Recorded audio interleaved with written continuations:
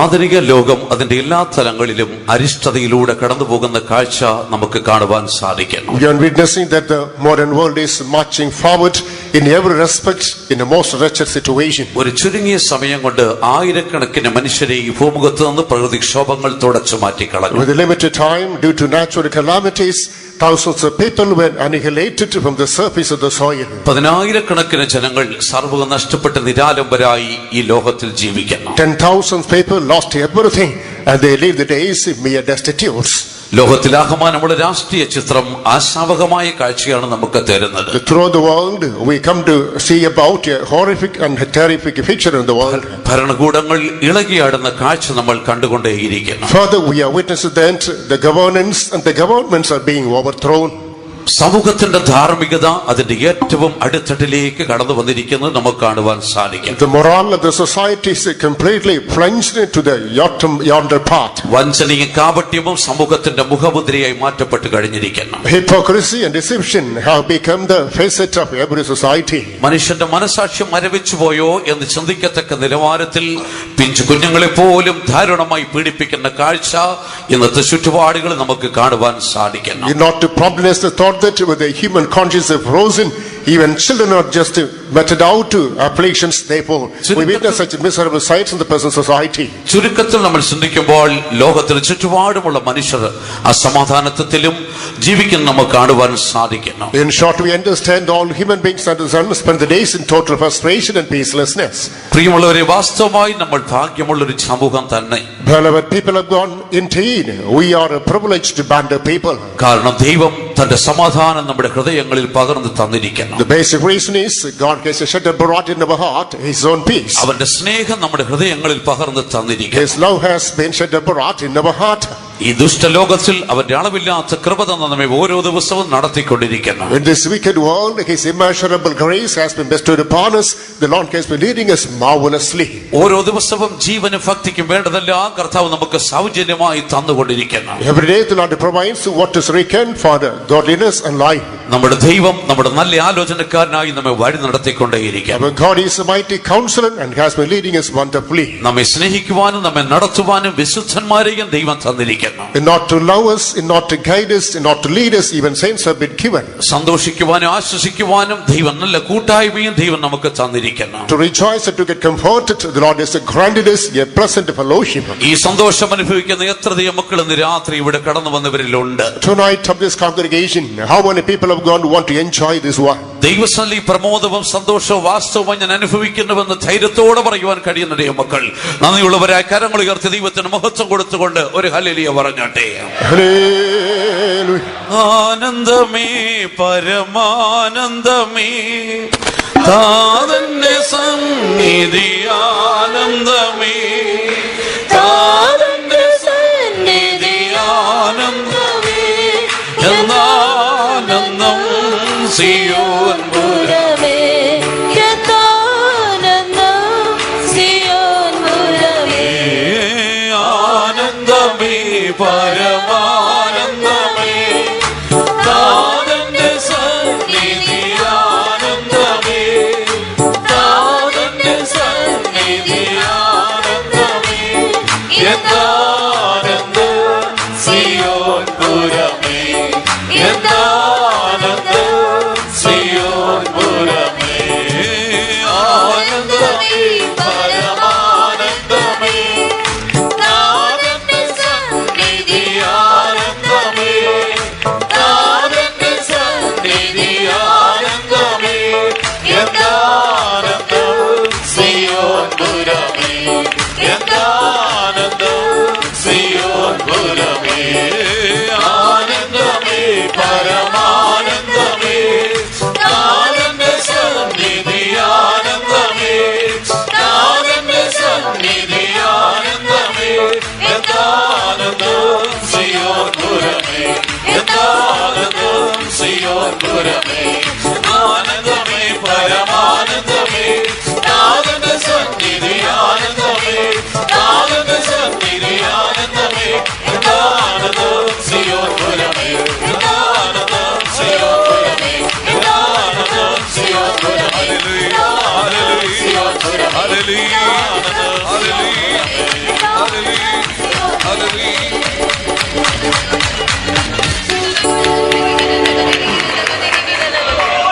ഈ വർഷത്തെ നമ്മുടെ വേദപഠന ക്ലാസിന്റെ വിഷയം വെളിപ്പാട് പുസ്തകത്തിലെ യേശുക്രിസ്തുവിന്റെ പ്രത്യക്ഷതകൾ എന്ന വിഷയത്തെക്കുറിച്ചാകുന്നു. The appearance of the Lord Jesus Christ mentioned in the book of Revelation has been our theme of discussion during this Bible study. പ്രാരംഭ നൂറ്റാണ്ടുകളിലെ ക്രിസ്തീയ സഭയുടെ പീഡനങ്ങളുടെ ചരിത്രത്തോടുകൂടിയാകുന്നു വെളിപ്പാട് പുസ്തകത്തിന്റെ ചരിത്രവും ആരംഭിക്കുന്നത് എന്ന് നമുക്ക് കാണുവാൻ സാധിക്കും. We come to understand the history of the book of Revelation marks the beginning by giving the details of the persecution of the initial centuries to the church.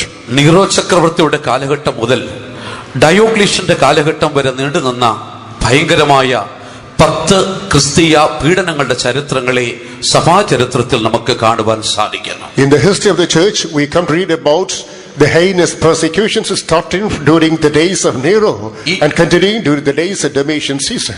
ഈ 10 പീഡനങ്ങളുടെ കാലഘട്ടത്തിൽ ഏകദേശം 4 ലക്ഷത്തോളം ഭക്തന്മാർ രക്തസാക്ഷിത്വം വരിച്ചതായി കണക്കാക്കപ്പെടുന്നു. During these ages of 10 tribulations, round about 4 lakhs of saints attained martyrdom.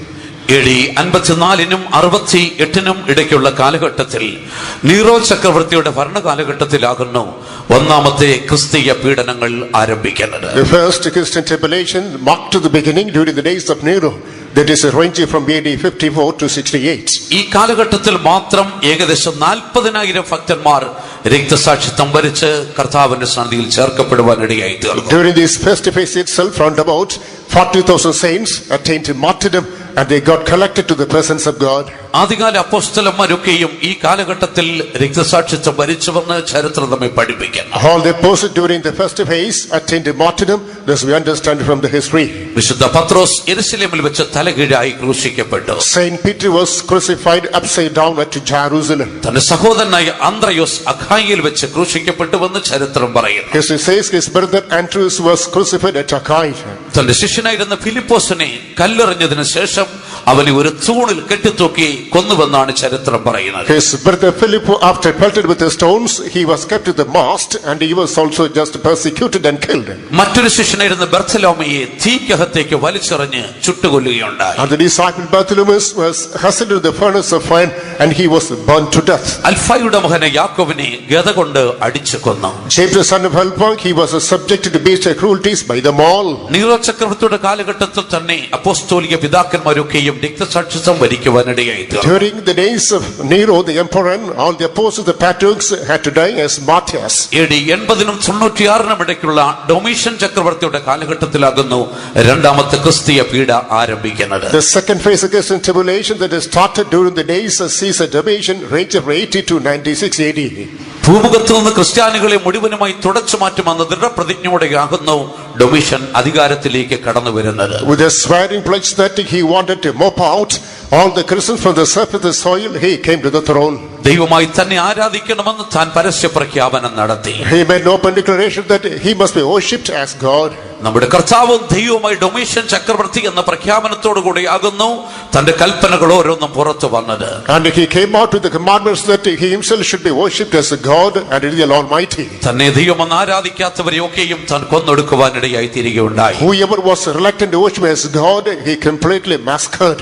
യെരുശലേമിലെ ബിഷപ്പായിരുന്ന Simeon ഈ കാലഘട്ടത്തിലാകുന്നു രക്തസാക്ഷിത്വം വരിച്ചത്. Simeon the bishop in Jerusalem during these days, he was also subjected to martyrdom. യേശുവിന്റെ അടുക്കൽ രാത്രിയിൽ രഹസ്യമായി വന്ന നിക്കോദമസ് എന്ന് പറയുന്ന തന്റെ ശിഷ്യനും ഈ കാലഘട്ടത്തിൽ രക്തസാക്ഷിത്വം വരിച്ചു. Nicodemus, the disciple who came in secrecy during the dead of night unto Lord Jesus Christ, was also subjected to martyrdom during this phase. വിശ്വാസത്തിൽ നിജപുത്രൻ എന്ന അപ്പോസ്തലൻ വിശുദ്ധ പൗലോസ് പറയുന്ന തന്റെ വത്സല ശിഷ്യനായിരുന്ന തിമോത്തിയോസും ഈ കാലഘട്ടത്തിലാകുന്നു രക്തസാക്ഷിത്വം വരിച്ചത്. Apostle Paul, the stalwart apostolic ministry, and with his disciple Timothy were subjected to martyrdom during this particular phase. ചരിത്രം പറയുന്നു AD 95-ൽ യേശുക്രിസ്തുവിന്റെ അപ്പോസ്തലൻ യോഹന്നാനെ തിളച്ച എണ്ണയിലേക്ക് അവർ തള്ളിയിട്ടു. History says that in AD 95, the beloved disciple on Jesus Christ, John, was cast into the boiling oil. യോഹന്നാൻ അപ്പോസ്തലൻ തിളച്ച എണ്ണയിൽ വീണ ഉടൻ തന്നെ എണ്ണ തണുത്തു പോകുവാനിടയായി തീർന്നു. No sooner was he cast into that boiling oil than that it got cooled down. ആകയാൽ യോഹന്നാന് അവന്റെ ശരീരത്തിൽ ഒരു ഹാനിയും സംഭവിച്ചില്ല. Therefore physically he was not at all harmed. ഭയപ്പെട്ടുപോയ ഡൊമീഷ്യൻ ചക്രവർത്തി തന്നെ പത്മോസ് ദ്വീപിലേക്ക് നാടുകടത്തി. Domitian Caesar, who was a panic stricken, now exiles him unto the island of Patmos. Aegean സമുദ്രത്തിന്റെ മധ്യഭാഗത്തുള്ള ഏകദേശം 25 മൈൽ ചുറ്റളവുള്ള ഒരു കൊച്ചു ദ്വീപാണ് Patmos. And in Patmos is something radius with 25 miles located in the northern side of Aegean Sea.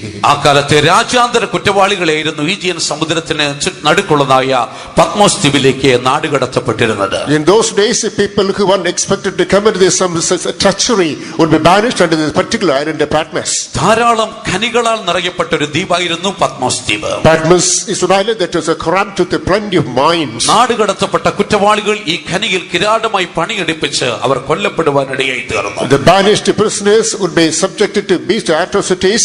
They had to do hard work in the mine, and they were met with the punishments. അവർക്ക് ആവശ്യത്തിന് ആഹാരമോ അവർ ആവശ്യത്തിന് വെള്ളമോ അവിടെ ലഭിച്ചില്ല. The required food nor water was not available there.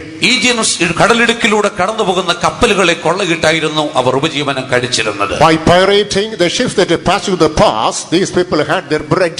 ഈ സാഹചര്യത്തിലാകുന്നു ഏകദേശം ഒരു സംവത്സരം യോഹന്നാൻ അപ്പോസ്തലൻ പത്മോസ് ദ്വീപിൽ ഏകാന്തവാസം നയിച്ചത്. In these circumstances, for about 1 year, this apostle John was in the island of Patmos in exilement. എന്നാൽ സാന്ദർഭികമായി AD 96 ഡൊമീഷ്യൻ കൈസർ കൊല്ലപ്പെടുവാനിടയായി തീർന്നു. But based on a particular occasion, in 96, Domitian Caesar was assassinated. ഡൊമീഷ്യന്റെ ഭാര്യയായിരുന്നു ഡൊമീഷ്യ എന്ന പേരിൽ അറിയപ്പെട്ടിരുന്നത്. His wife was known by the name Domitia. ഡൊമീഷ്യയുടെ ചാരിത്രത്തിൽ സംശയം തോന്നുന്ന Domitian അവളെ കൊല്ലുവാൻ പദ്ധതിയിട്ടു. Domitian, who suspected her chastity, he plotted to kill her. സംഭവം രഹസ്യമായി അറിഞ്ഞ ഡൊമീഷ്യ തന്റെ കിങ്കരന്മാരെ കൊണ്ട് ഉറക്കറയിൽ വെച്ച് രഹസ്യമായി ഡൊമീഷ്യനെ കൊല്ലുകയായിരുന്നു ചെയ്തത്. News was brought to the knowledge of Domitia, so in utmost conspiracy by using her chamberlain, and she had killed this man in secrecy. അതിനുശേഷം റോമിന്റെ ഭരണം ഏറ്റെടുത്തത് വൃദ്ധനായ Norway ചക്രവർത്തിയായിരുന്നു. Afterward, the old Norwegian emperor came and took the reign of the country.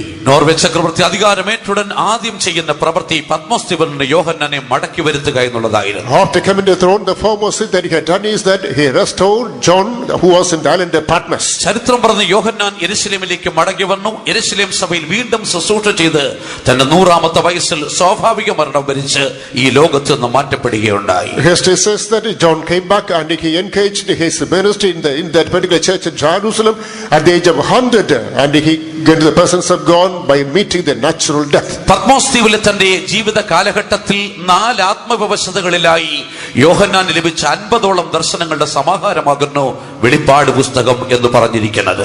In the island of Patmos, on 4 phases of trance, he had got all about 40 revelations, which is an anthology mentioned in the book of Revelation. ഈ ദിവസങ്ങളിൽ നമ്മുടെ പഠന വിഷയം എന്ന് പറയുന്നത് ഈ ദർശനങ്ങളിൽ യോഹന്നാന് ലഭിച്ച യേശുക്രിസ്തുവിന്റെ പ്രത്യക്ഷതകൾ എന്നുള്ളതാകുന്നു. During these days, in the course of Bible study, our theme of discussion is the appearances that John received by the Lord Jesus Christ. വെളിപ്പാട് പുസ്തകം നമ്മൾ ആദ്യോടൊന്ന് പഠിക്കുമ്പോൾ യേശുക്രിസ്തുവിന്റെ 6 ആധികാരികമായ പ്രത്യക്ഷതകളെ കുറിച്ച് തിരുവെഴുത്തിൽ പരാമർശിച്ചിരിക്കും നമുക്ക് കാണുവാൻ സാധിക്കുന്നു. A perusal of the book of Revelation from the beginning to the end, we understand particularly 6 phases of manifestations of Lord Jesus Christ have been mentioned. അതുകൂടാതെ 7ാമതായി യേശുക്രിസ്തുവിന്റെ കുഞ്ഞാടിന്റെ കല്യാണ മഹോത്സവം എന്ന അതിമഹത്തായ ഒരു സംഭവത്തെ കുറിച്ചും പരാമർശിച്ചിരിക്കുന്ന കാണുവാൻ സാധിക്കുന്നു. Besides, seventhly, a most glorious occasion, marriage of the Lamb, has also been debated in the same book of Revelation. ഈ ദിവസങ്ങളിൽ ഈ പ്രത്യക്ഷതയെ കുറിച്ചാകുന്നു നമ്മൾ തിരുവെഴുത്തിൽ നിന്ന് ചിന്തിക്കുവാൻ താല്പര്യപ്പെടുന്നത്. These days, based on the light of the scripture, we would like to have our theme on the appearances of Lord Jesus Christ. നമ്മുടെ പുറകുവശത്ത് ഒരു chart കെട്ടിയിരിക്കുന്നത് നിങ്ങൾ ശ്രദ്ധിച്ചിരിക്കുമല്ലോ. At the rear side, you may be noticing a chart that is kept. ഈ ചാർട്ടിൽ യേശുക്രിസ്തുവിന്റെ 6 പ്രത്യക്ഷതകളെ നമുക്ക് കാണുവാൻ സാധിക്കുന്നുണ്ട്. In this chart, you can find the portrayal of 6 appearances of Lord Jesus Christ. വെളിപ്പാട് പുസ്തകം 1-ാം അധ്യായത്തിന്റെ 13 മുതൽ 18 വരെയുള്ള അധ്യായങ്ങളിലേക്ക് വരുമ്പോൾ യേശുക്രിസ്തുവിന്റെ 1ാമത്തെ പ്രത്യക്ഷത നമുക്ക് കാണാം. Coming to the book of Revelation, chapter 1, verses 13 to 18, we come to read about the first appearance of Lord Jesus Christ. ഈ ചാർട്ടിന്റെ ആദ്യ ഭാഗത്ത് 1ാമത്തെ പ്രത്യക്ഷയുടെ ചിത്രം നമുക്ക് കാണുവാൻ കഴിയുന്നു. തേജസ്കരിക്കപ്പെട്ടവനായ ക്രിസ്തു. In the first part of the chart, you can notice the glorified Lord Jesus Christ and his photograph is portrayed. വെളിപ്പാട് പുസ്തകം 5-ാം അധ്യായം 6-ാം വാക്യത്തിലേക്ക് വരുമ്പോൾ യേശുക്രിസ്തുവിന്റെ 2ാമത്തെ പ്രത്യക്ഷത നമുക്ക് കാണുവാൻ സാധിക്കുന്നു. Coming to the book of Revelation, chapter 5, verse 6, we read about the second appearance of Lord Jesus Christ. ഈ ചാർട്ടിൽ നമുക്ക് ആ ചിത്രം കാണുവാൻ കഴിയുന്നു. ദൈവസിംഹാസനത്തിന്റെ നടുവിൽ നിൽക്കുന്ന അറുക്കപ്പെട്ടവനായ കുഞ്ഞാട്. That portrait is pictured in the chart. That is the second one. That is a slain lamb that is kept in the midst of the throne of God. വീണ്ടും വെളിപ്പാട് പുസ്തകം 14 അധ്യായം അതിന്റെ 1 മുതൽ 5 വരെയുള്ള വാക്യങ്ങളിലേക്ക് വരുമ്പോൾ Revelation chapter 14 verses 1 to 5.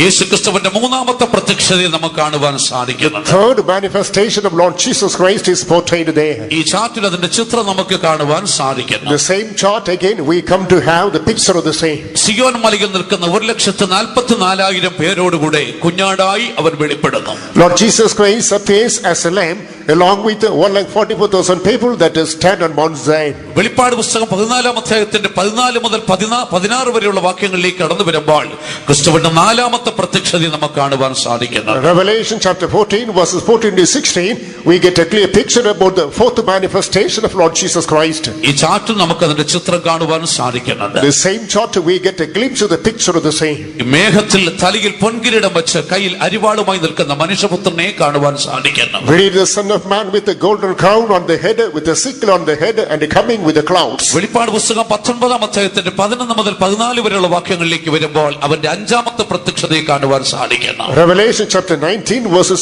11 to 15 we read about the fifth appearing of Lord Jesus Christ. ആ ചിത്രം നമുക്ക് ചാർട്ടിൽ വ്യക്തമായി കാണുവാൻ സാധിക്കുന്നുണ്ട്. In the same chart we understand the portrait vividly.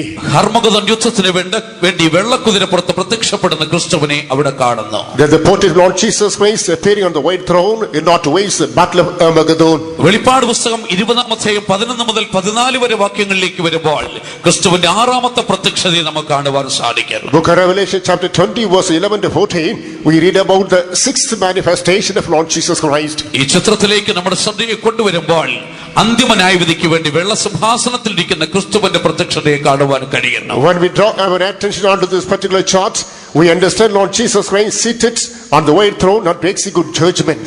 അവസാനമായി വെളിപ്പാട് പുസ്തകം 19 അധ്യായത്തിന്റെ 7-8 അധ്യായങ്ങളിലേക്ക് വരുമ്പോൾ Finally, book of Revelation chapter 19 verses 7 and 8. കുഞ്ഞാടിന്റെ കല്യാണ മഹോത്സവത്തിന്റെ ചിത്രവും നമുക്ക് കാണുവാൻ സാധിക്കുന്നു. We get the picture of the matrimony of the Lamb of God.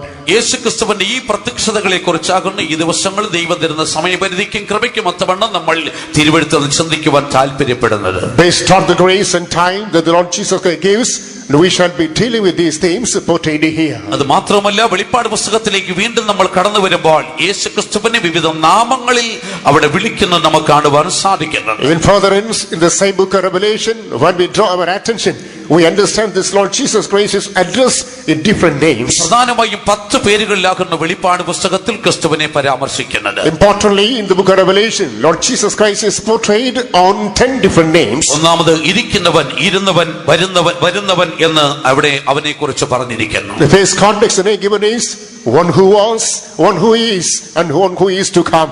രണ്ടാമത് മരിച്ചവരിൽ ആദിജാതനെന്ന യേശുക്രിസ്തുവിനെ കുറിച്ച് പരാമർശിച്ചിരിക്കുന്നു. Secondly, Jesus is portrayed as the firstborn of the dead.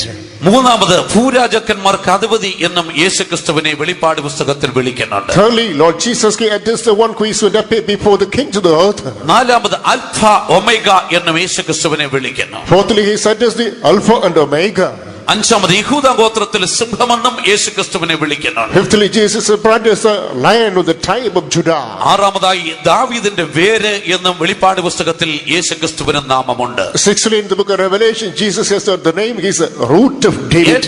ഏഴാമതായി ശുഭ്രമായ ഉദയ നക്ഷത്രം എന്നും യേശുക്രിസ്തുവിനെ വെളിപ്പാട് പുസ്തകത്തിൽ പരാമർശിക്കുന്നു. Seventhly, he is portrayed as a glorious morning star mentioned in the same book of Revelation. എട്ടാമതായി വിശ്വസ്തനും സത്യവാനുമെന്നും യേശുക്രിസ്തുവിനെ കുറിച്ച് വെളിപ്പാട് പുസ്തകത്തിൽ വായിക്കുന്നു. Eighthly, in the same book of Revelation, we read about this Jesus Christ who is a faithful and a truth testimony. ഒൻപതാമതായി ദൈവ വചനമെന്ന് ക്രിസ്തുവിനെ വിളിച്ചിരിക്കുന്ന നമുക്ക് കാണുവാൻ സാധിക്കുന്നു. Ninthly, Jesus Christ portrayed as a true word of God.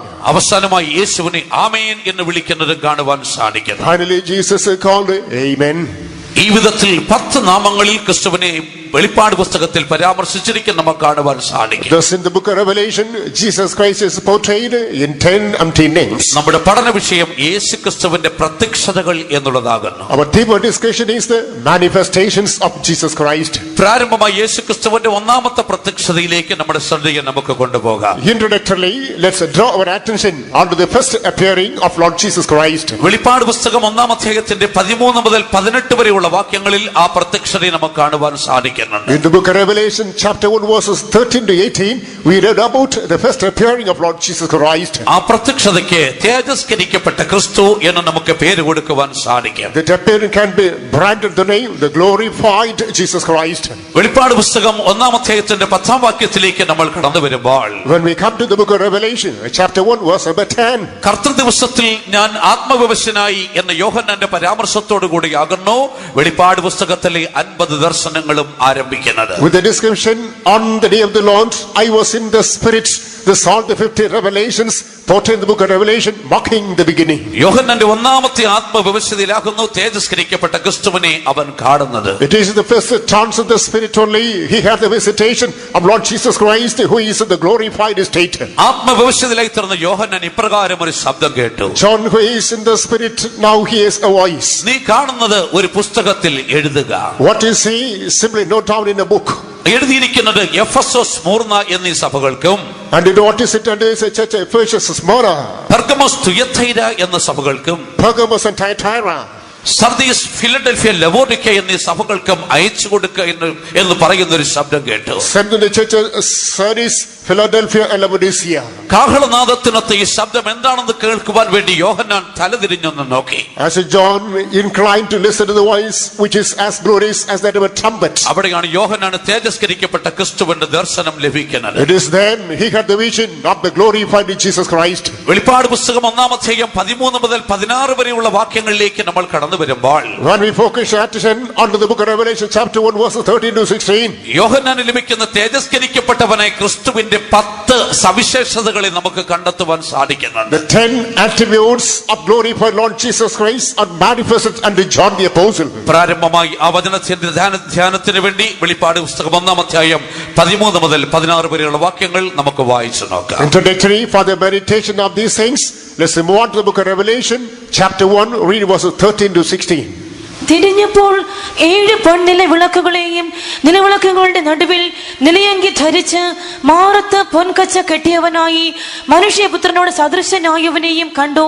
അവന്റെ തലയും തലമുടിയും വെളുത്ത പഞ്ഞി പോലെ ഹിമത്തോളം വെള്ളയും, കണ്ണ് അഗ്നിജ്വാലയ്ക്ക് ഒത്തതും, കാൽ ഉലയിൽ ചുട്ടു പഴിപ്പിച്ച വെള്ളോട്ടിന് സദൃശവും, അവന്റെ ശബ്ദം പെരുവെള്ളത്തിന്റെ ഇരച്ചൽ പോലെയും ആയിരുന്നു.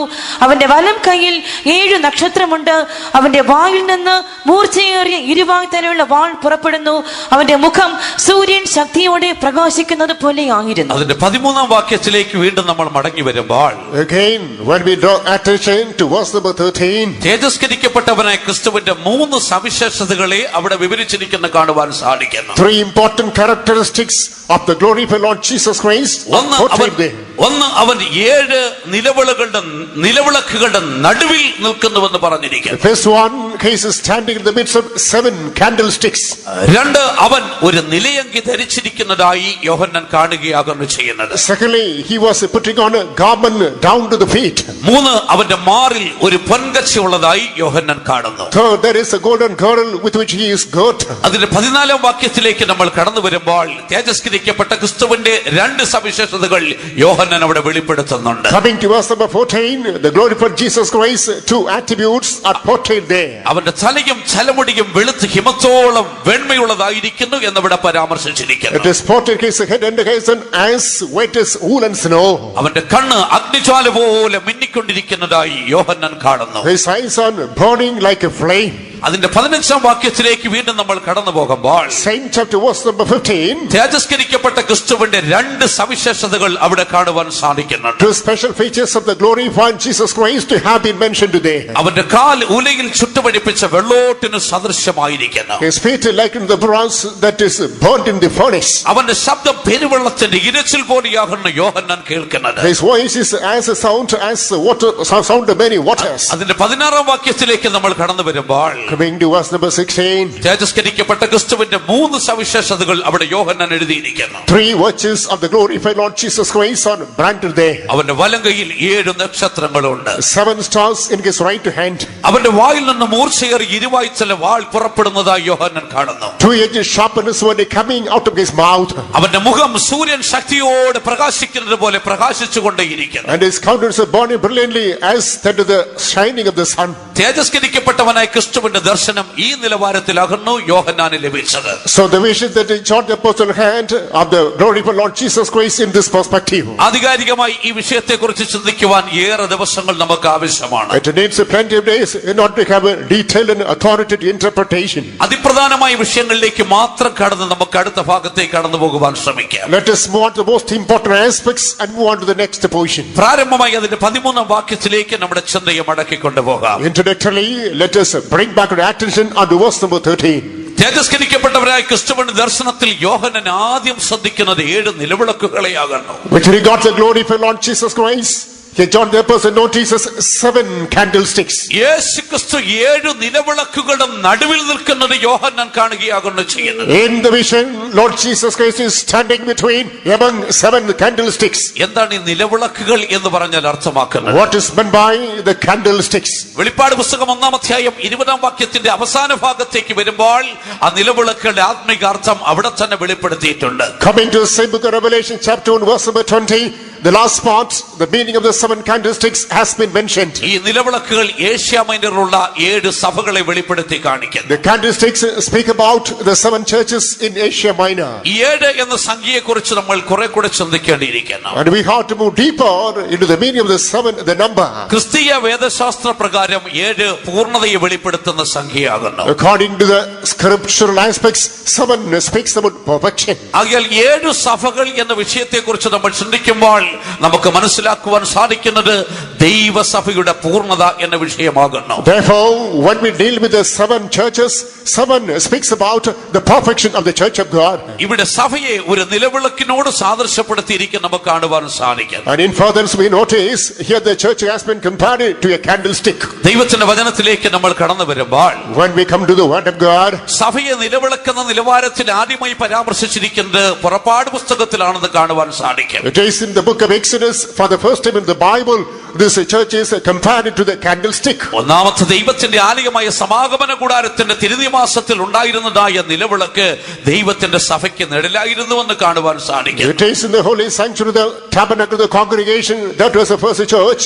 The temple that was kept, the candlestick was kept in the presence of God. That also speaks about the church. നിലവിളക്ക് ദൈവത്തിന്റെ സഭയെ വെളിപ്പെടുത്തി കാണിക്കുന്നുവെന്ന വിഷയത്തെക്കുറിച്ച് നമ്മൾ പഠിക്കുമ്പോൾ അതിൽ അടങ്ങിയിരിക്കുന്ന അതിപ്രധാനമായി 2 വിഷയങ്ങൾ നമ്മൾ ചിന്തിക്കേണ്ടിയിരിക്കുന്നു. When we learn about this particular topic, that this candlestick speaks about the church of God, importantly 2 aspects are latent there. ഒന്ന് നിലവിളക്കിന്റെ പണി അഥവാ അതിന്റെ ഘടന എന്ന വിഷയത്തെക്കുറിച്ച് നമ്മൾ ചിന്തിക്കണം. First of all, we have to think about the constituents of this candlestick. 2 ഈ നിലവിളക്കിന്റെ പർപ്പസ് അഥവാ ഉദ്ദേശം അഥവാ ലക്ഷ്യം എന്ന വിഷയത്തെക്കുറിച്ച് നമ്മൾ ചിന്തിക്കണം. Second, we have to think about the purpose or the motive behind this candlestick. പ്രാരംഭമായി ഈ നിലവിളക്കിന്റെ പണി അഥവാ ഘടന എന്ന വിഷയത്തിലേക്ക് നമുക്ക് കടന്നു പോകാം. First, let us move on to the constituents of this candlestick. പുറപ്പാട് പുസ്തകം 25-ാം അധ്യായം 31-32 വാക്യങ്ങളിലേക്ക് വരുമ്പോൾ Coming to Exodus chapter 25 verses 31 and 32. സമാഗമന കൂടാരത്തിന്റെ വിശുദ്ധ സ്ഥലത്ത് സ്ഥാപിച്ചിരുന്ന നിലവിളക്കിന്റെ ചിത്രം നമുക്ക് അവിടെ കാണുവാൻ സാധിക്കും. We get the clear picture of the candlestick that was established in the tabernacle of the congregation. ആ ഭാഗം നമ്മൾ വായിച്ചു നോക്കുമ്പോൾ നമുക്ക് ഗ്രഹിക്കുവാൻ കഴിയുന്ന ഒരു യാഥാർത്ഥ്യമുണ്ട്.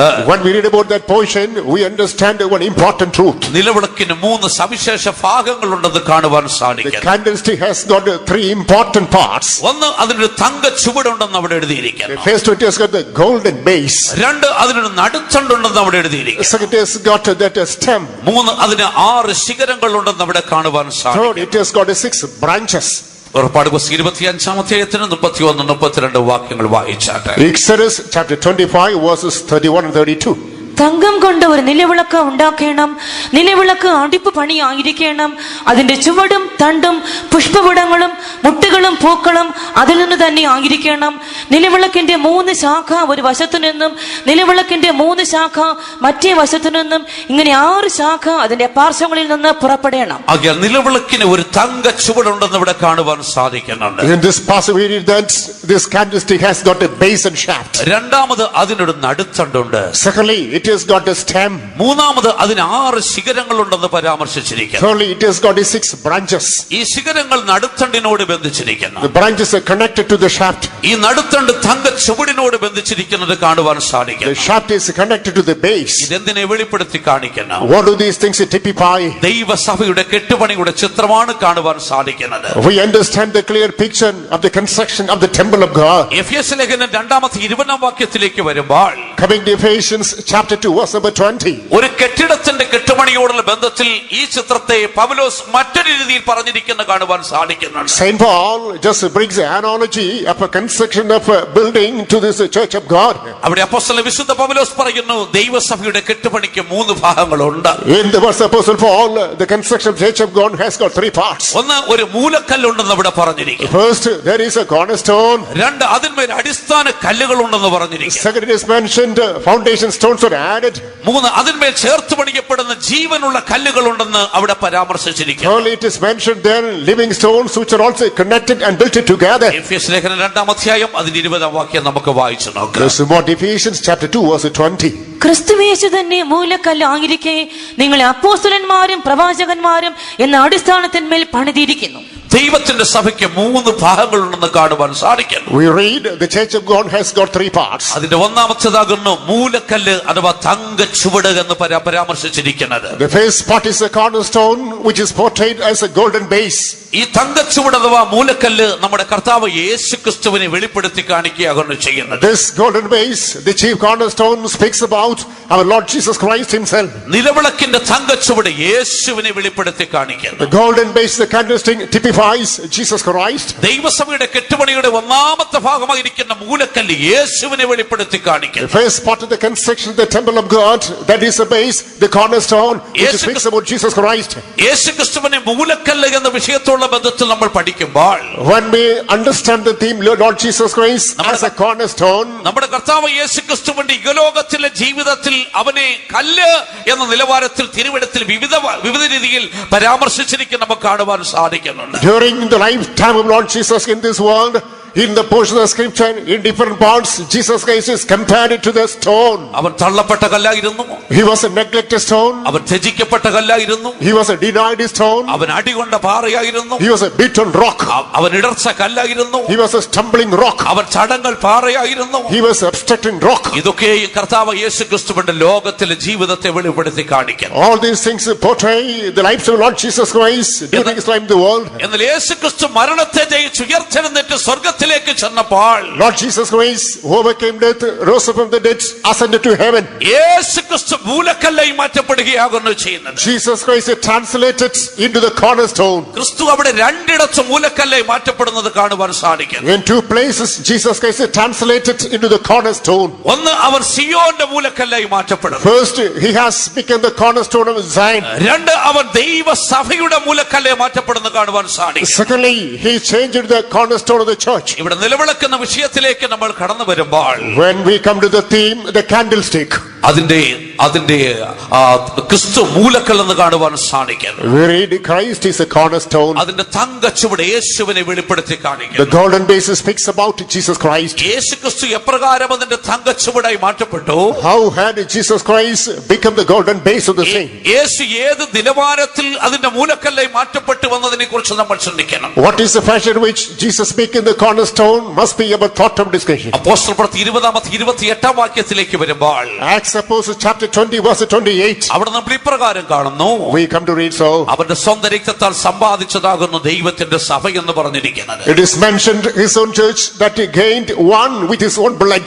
യേശു തന്റെ സ്വന്തം രക്തത്താൽ സമ്പാദിച്ചതാകുന്നു ദൈവത്തിന്റെ സഭ എന്ന് പറയുന്നത്. The church of God is something Lord Jesus Christ purchased with his own blood. തന്റെ സ്വന്തം രക്തത്താൽ സമ്പാദിച്ച സഭയുടെ മൂലക്കല്ലായി അവൻ മാറ്റപ്പെടുകയായിരുന്നു ചെയ്തത്. He has become the chief cornerstone of the church that he has purchased by his holy blood. എഫെസ്യ ലേഖനം 5-26 വാക്യത്തിലേക്ക് വരുമ്പോൾ, Ephesians chapter 5 verse 26. അവിടെ കുറെ കൂടെ വ്യക്തമായി വിശുദ്ധ പൗലോസ് എടുത്തെഴുതിയിരിക്കുന്ന കാണുവാൻ സാധിക്കുന്നു. Still clear terms Saint Paul speaks about the same. ഇപ്രകാരം ഒരു സഭയെ ഉരുവാക്കി എടുക്കുവാൻ വേണ്ടി അവൻ സഹിച്ച ത്യാഗത്തെ അവിടെ കാണുവാൻ സാധിക്കുന്നു. We read about the persecutions, sacrifices Lord Jesus Christ underwent in order to form such a holy church there. അവിടെ വിശുദ്ധ പൗലോസ് പ്രകാരം പറയുകയാണ് ചെയ്യുന്നത്, In the words of Saint Paul, all, സഭയ്ക്ക് വേണ്ടി തന്നെത്താൻ അവന്റെ ജീവനെ ഏൽപ്പിച്ചു കൊടുത്തു. he gave himself his own life unto the church. സ്വന്തം പ്രാണനെ അവൻ മരണത്തിന് ഒഴുക്കി കളഞ്ഞു. And he had prepared his life unto death. തന്നെത്താൻ സഭയ്ക്ക് വേണ്ടി സ്വന്തം ജീവനെ അവൻ ഏൽപ്പിച്ചു കൊടുത്തു. He had committed his own life unto the church. സ്വന്തം ജീവനെ കാൽവരിയിൽ ഏൽപ്പിച്ചു കൊടുത്ത He committed his own life on the cross of Calvary. അവന്റെ രക്തം കാൽവരിയിൽ അവൻ ഒഴുക്കി. He drained his blood on the cross of Calvary. അവൻ സമ്പാദിച്ചതാകുന്ന ദൈവത്തിന്റെ സഭയെന്ന് പറഞ്ഞിരിക്കുന്നത്. It is mentioned the church of God has been purchased by his blood. ആകയാൽ യേശുക്രിസ്തുവാകുന്ന ദൈവത്തിന്റെ സഭയുടെ മൂലക്കല്ല് എന്ന് പറഞ്ഞിരിക്കുന്നത്. It is mentioned Lord Jesus Christ is the cornerstone of the church of God. എഫേസ്യ ലേഖനം 5:23 വരുമ്പോൾ Ephesians chapter 5 verse 23. അവിടെ നമ്മൾ ഇപ്രകാരം വായിക്കുന്നു. We come to read so. ക്രിസ്തു സഭയുടെ രക്ഷിതാവാകുന്നു എന്ന് വായിക്കുന്നു. Christ is a savior of the church. എബ്രായ ലേഖനം 7:26 വരുമ്പോൾ Hebrews chapter 7 verse 26. അവർ ദൈവത്തിന്റെ സഭയുടെ ശ്രേഷ്ഠ മഹാപുരോഹിതനാകുന്നത് കാണുവാൻ സാധിക്കും. He is excellent high priest of the church. ഇങ്ങനെ അനേക വിഷയങ്ങൾ ക്രിസ്തുവിനെ സഭയോടുള്ള ബന്ധത്തിൽ നമുക്ക് പഠിക്കുവാൻ സാധിക്കും. In connection with the church, Christ is portrayed on many heads. എന്നെ കേൾക്കുന്ന പ്രിയപ്പെട്ട ദൈവമക്കളെ, Beloved people of God who listen to me, ക്രിസ്തുവാകുന്ന ദൈവസഭയുടെ മൂലക്കല്ല്, Christ is a cornerstone of the church. ദൈവസഭയാകുന്ന നിലവിളക്കിന്റെ തങ്കച്ചുവട് ക്രിസ്തുവാകുന്നു. Christ is the golden base of the candlestick which is the church of God. കാരണം അവൻ രക്തമൊഴുക്കി സമ്പാദിച്ചതാണ് ദൈവത്തിന്റെ സഭ. Because church of God is one that he purchased by draining his holy blood. തന്റെ ജീവനെ ഏൽപ്പിച്ചു കൊടുത്ത് സമ്പാദിച്ചതാകുന്ന ദൈവത്തിന്റെ സഭ. He committed his own blood, his own life, and one his church. രണ്ടാമത് ഈ നിലവിളക്കിനൊരു നടുത്തണ്ടുണ്ടെന്ന് കാണുവാൻ സാധിക്കും. Secondly, this candlestick has got a shaft. ഇത് ദൈവസഭയാകുന്ന കെട്ടിടത്തിന്റെ അടിസ്ഥാനത്തെ വെളിപ്പെടുത്തി കാണിക്കും. This tongue speaks about the construction work of the temple of God. ഈ നടുത്തണ്ട് അപ്പോസ്തലന്മാരെ വെളിപ്പെടുത്തി കാണിക്കും. This stem speaks about the apostles.